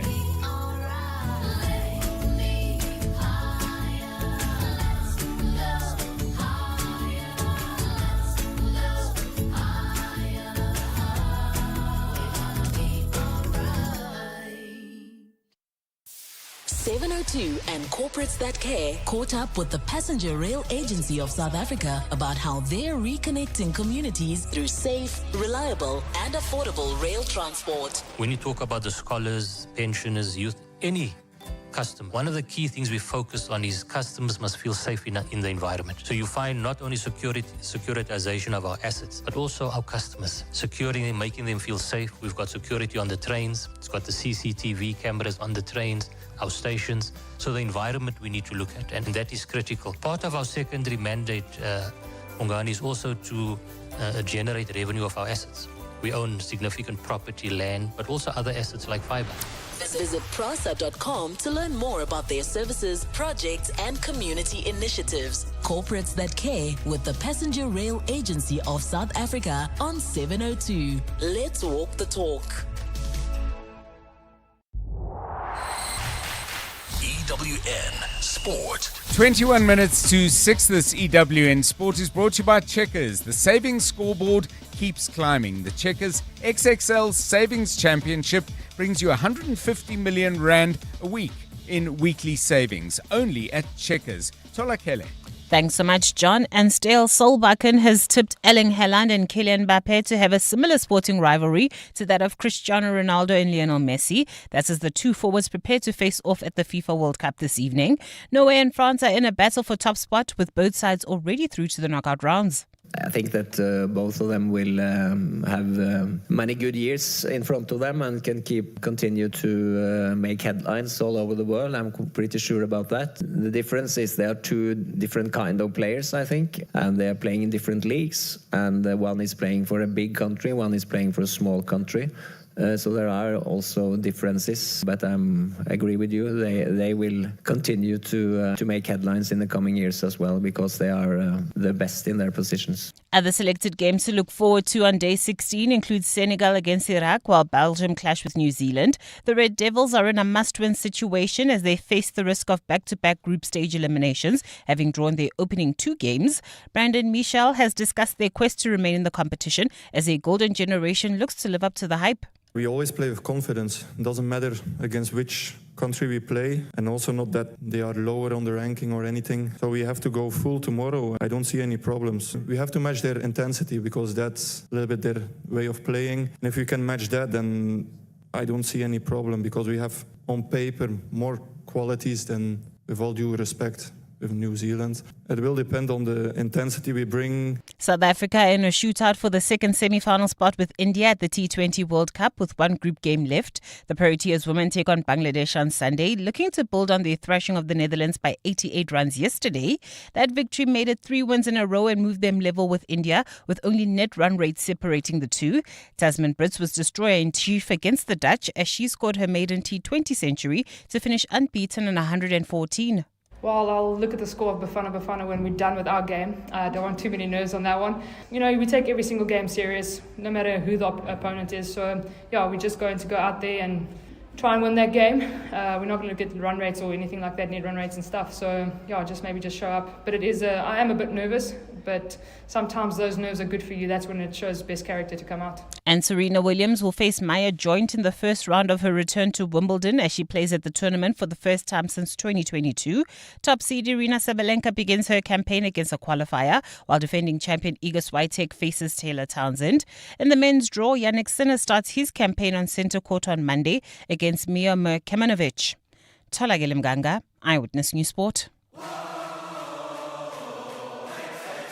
The savings scoreboard just keeps climbing. The Checkers XXL Savings Championship brings you 150 million rand in weekly savings on deals like Jacob's Kroning or Gold Instant Coffee, 200 or 230 grams, any 2 for 299 rand, save 101 rand. And Baby Soft 2-ply white or quilts toilet rolls, 18 per pack for 249 rand.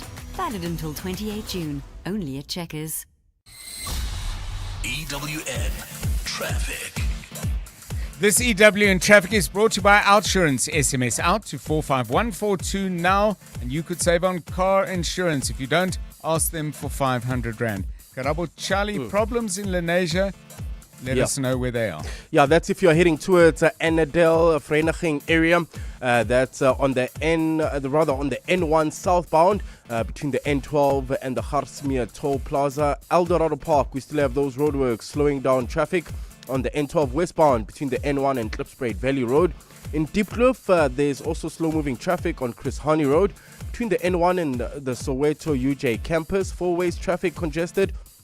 This is on Witkoppen Road between Douglas and Winnie Mandela Drive, while in Sandton heading towards Midrand, expect about a 20-minute delay on the M1 northbound from Ethel Oakland to the Batlu interchange, while if you're leaving Pretoria heading towards Emalahleni, roadwork still causing heavy delays N14 eastbound between Solomon Mahlangu and Donkerhoek. If you come across any other traffic issues, kindly WhatsApp us on 072-702-1702.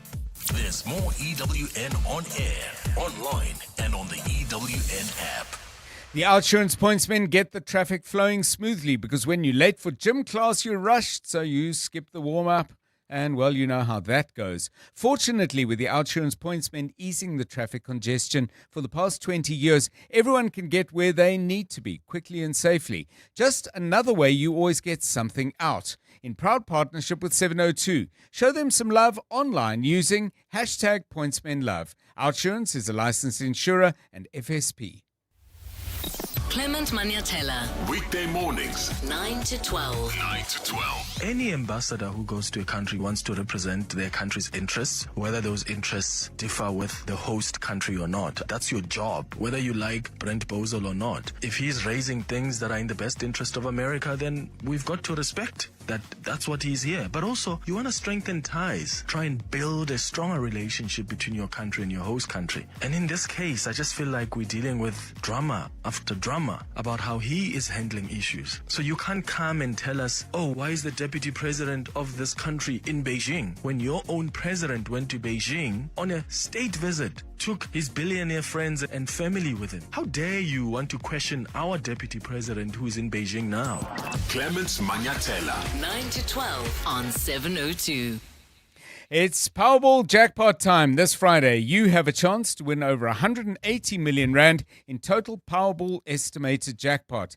That is life-changing money that could be yours instantly. Catch the live draw this Friday at 9 p.m. on ETV and SABC. You could become SA's next multi-millionaire. The National Lottery. More plays, more chances, more millions. Players must be 18 years or older.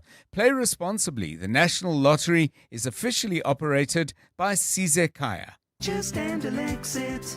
Do you have a sore throat? Andalex C Oral Rinse and Spray provides targeted relief from 1 minute that lasts up to 4 hours. It reduces pain and inflammation while numbing the affected areas. It also kills viruses and bacteria that cause sore throats to help prevent serious throat infections.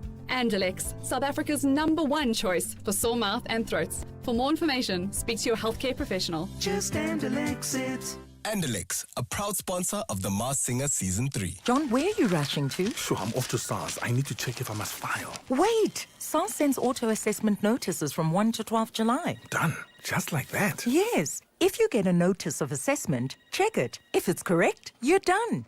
If it's incorrect or you did not receive one, file from 13 July on e-filing or the SARS Mobi app. I could already be done. This filing season, experience the power of done. Expect your auto-assessment notice from 1 to 12 July or file from 13 July via e-filing or the SARS Mobi app. Go to sars.gov.za. SARS, at your service. It's your last chance to enter. Nedbank Business Ignite on 702 is closing entries soon. This year we're celebrating entrepreneurs who've turned personal challenges into businesses that make a real difference. Catch 702 Breakfast with Bongani Bingwa every morning to meet the finalists and hear their inspiring stories. And go to igniteyourbusiness.co.za or primemediaplus.com to enter. You could win 200,000 Rand and the recognition your business deserves. T's and C's apply. See money differently. Nedbank, an authorized FSP and registered credit provider. A song, a book, and a dish. On 702. 12 minutes now to 6 o'clock. It's that time of the week we always look forward to, where we get to know somebody who you've heard about, know something about, but, well, when they choose a song and pick out a book, and when we talk about food, well, there's always stuff that we can learn afresh and anew. My guest today has had a rich and remarkable life. It began very quietly on a farm outside Newcastle in KZN. But his journey would take him to many parts of the world, to various parts of the African continent, to a life in exile when he worked very closely with the late President of the ANC, Oliver Tambo, and then back in South Africa. Numerous positions of great importance and influence. CEO of SA Tourism, heading the state IT agency, and Director General in the Department of Home Affairs. More latterly, he's been the chair of Corruption Watch. Mavuso Msimang, welcome. It's great to have you with us on 702 Drive. Thank you very much. Happy to see you again. Mavuso, when you and I first met, it's probably 20-something years ago, you were the CEO of Sandparks. And I wonder, with all the jobs you've done in South Africa, was there one that you could say, that was the time when I was happiest? You mentioned just the right one. Yes. Sandparks it was. Yes. When I arrived there, these guys called me an alien species. Mm-hmm. There's nothing racist about it, but because I came from completely outside conservation, I'd never done a stitch of that. Yeah. But I'm a generalist. By the time I left, 7 years later, they were saying, don't go. So yes. it does seem to have gone well. Yeah. Tell me why you enjoyed it. I mean, let me just explain the circumstances to people. We met in the bush because we were both guests on a game property, and we spent a lot of time talking about conservation, but also enjoying what we were seeing. What was it, that, or was it the issues around conservation that you found compelling? what I find most important is that we are rather ignorant of the importance of nature on Yes. which we depend, and we abuse it unconsciously. The animals, of course, are outstanding to watch and all of that, but the fact that we are so dependent on a proper relationship with nature, things that we should not do, littering and worse, which choke things off in the seas. I just found that to be a very informative part of governance. Yeah. Let's go back to your maternal grandfather's farm, I think, in Massendale, quite near Newcastle. And you're growing up there in the 40s. How do you think a rural life shaped you? Obviously, it's not the only part of your life, and there'd be many other experiences. But rural roots, is that how you see yourself? Not quite, unusual for people at the time, families at the time. My parents were divorced when I was 5 years old, and so I had to go and live at my maternal mother's, which is my maternal grandfather's place. He had a farm. It still exists now, 72 hectares. What was very important about that was the man himself, a very worldly man. I think that's who started me off. He had his cattle. He used to spend about 12, 16 to pull an ox wagon or a double, and they each had interesting names. There was Rommel and Stalin. Yes, there was von Bock, Bismarck, and so on.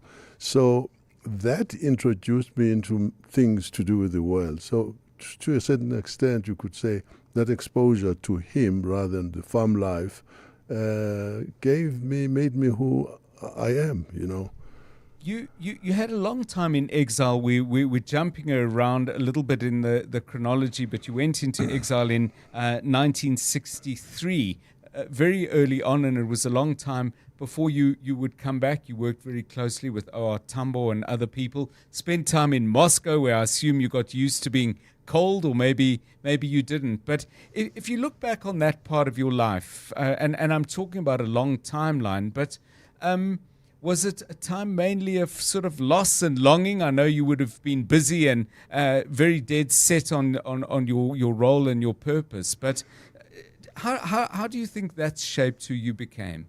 I think it was a very important time in my life. When I left South Africa, I was advised by the underground ANC structure. The ANC had been banned already. Yes. And it was clear that I was in the crosshairs of the special branch of the South African police. And a few of us were advised to leave the country and study outside. I leave Fort Hare in the winter of 1963, and sometime in July, we get the news that the leadership of the ANC is busted in Rivonia, on Rivonia Farm. And where we are in Francistown, there are lots of young people, who are already going for military training abroad. So I thought to myself, well, maybe I'll see about education training a little later. Would they be willing to allow me to also take part in military training? So that's what got me to Moscow, because I was in Dar es Salaam, and within weeks I was on my way to Moscow, where I spent almost a year learning things to do with guerrilla warfare, etc. But I specialized in communication, radio frequency communication. So when I came back to the ANC, to the camps in Tanzania, I eventually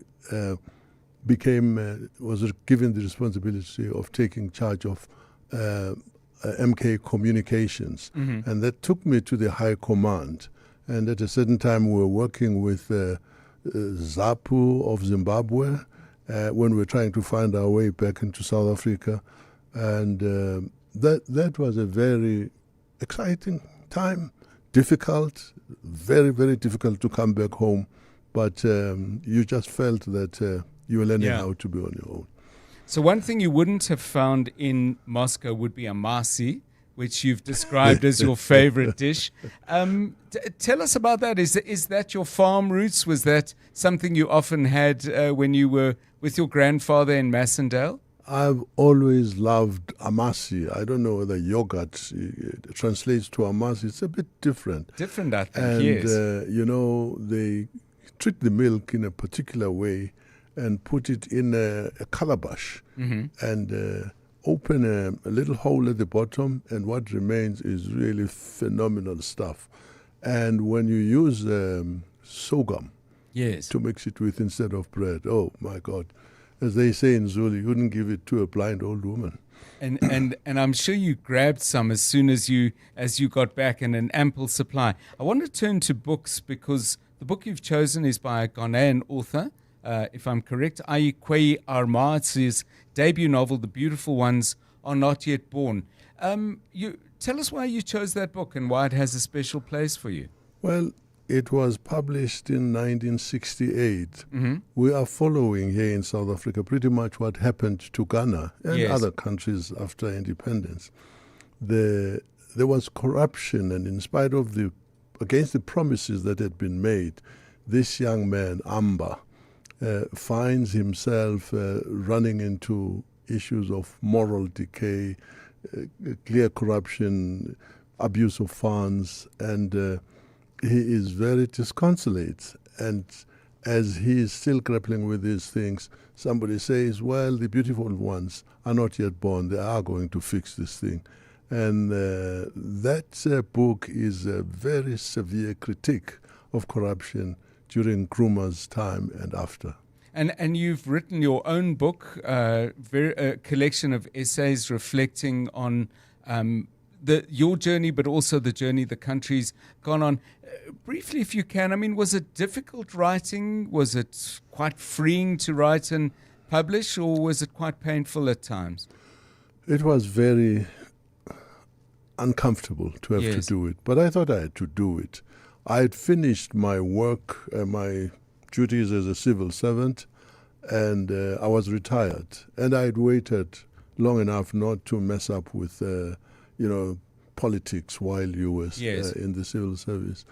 There was just, this is the time of the Guptas, when there was a wholesale takeover of the organs of state by these Indian people.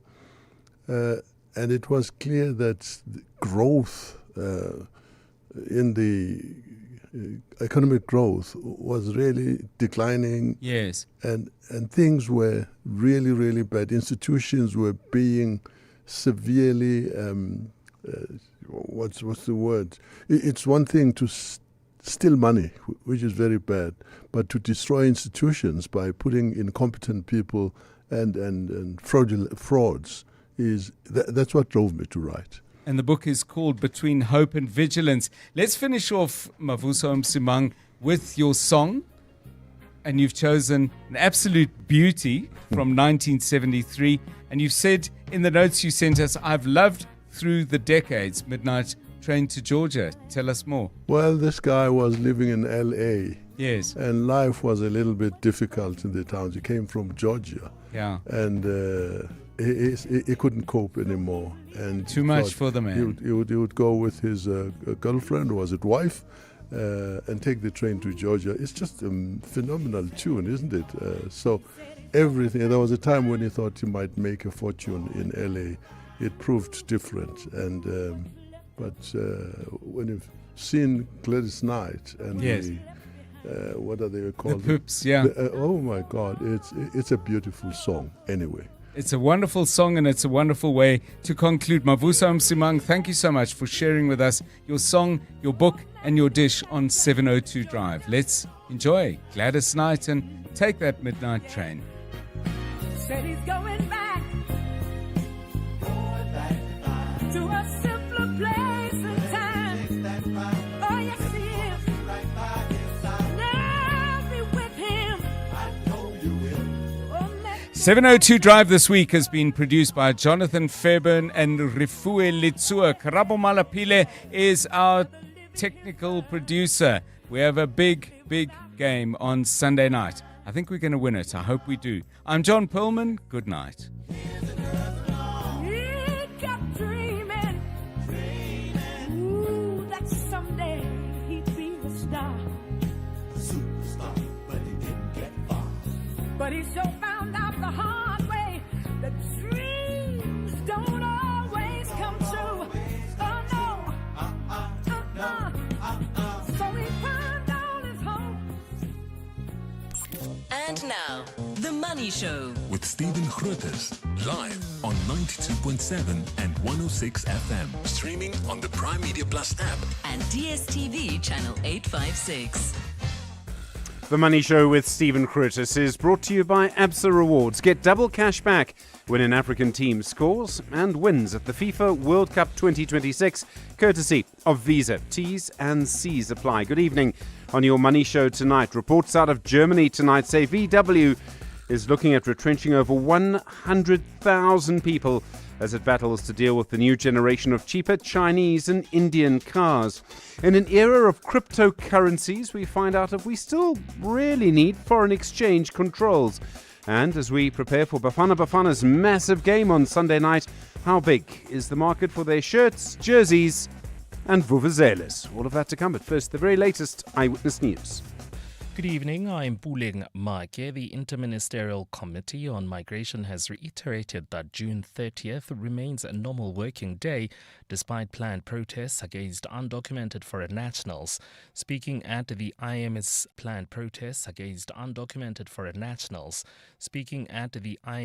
IMC media briefing today, International Relations Minister Ronald Lamola emphasized that 30 June will be treated as a normal working day.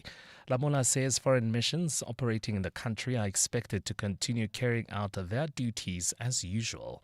As Anelita Fandez reports. Lamola says his department remains in regular contact with diplomatic missions based in South Africa and has communicated that the government does not regard 30 June as an exceptional day requiring the closure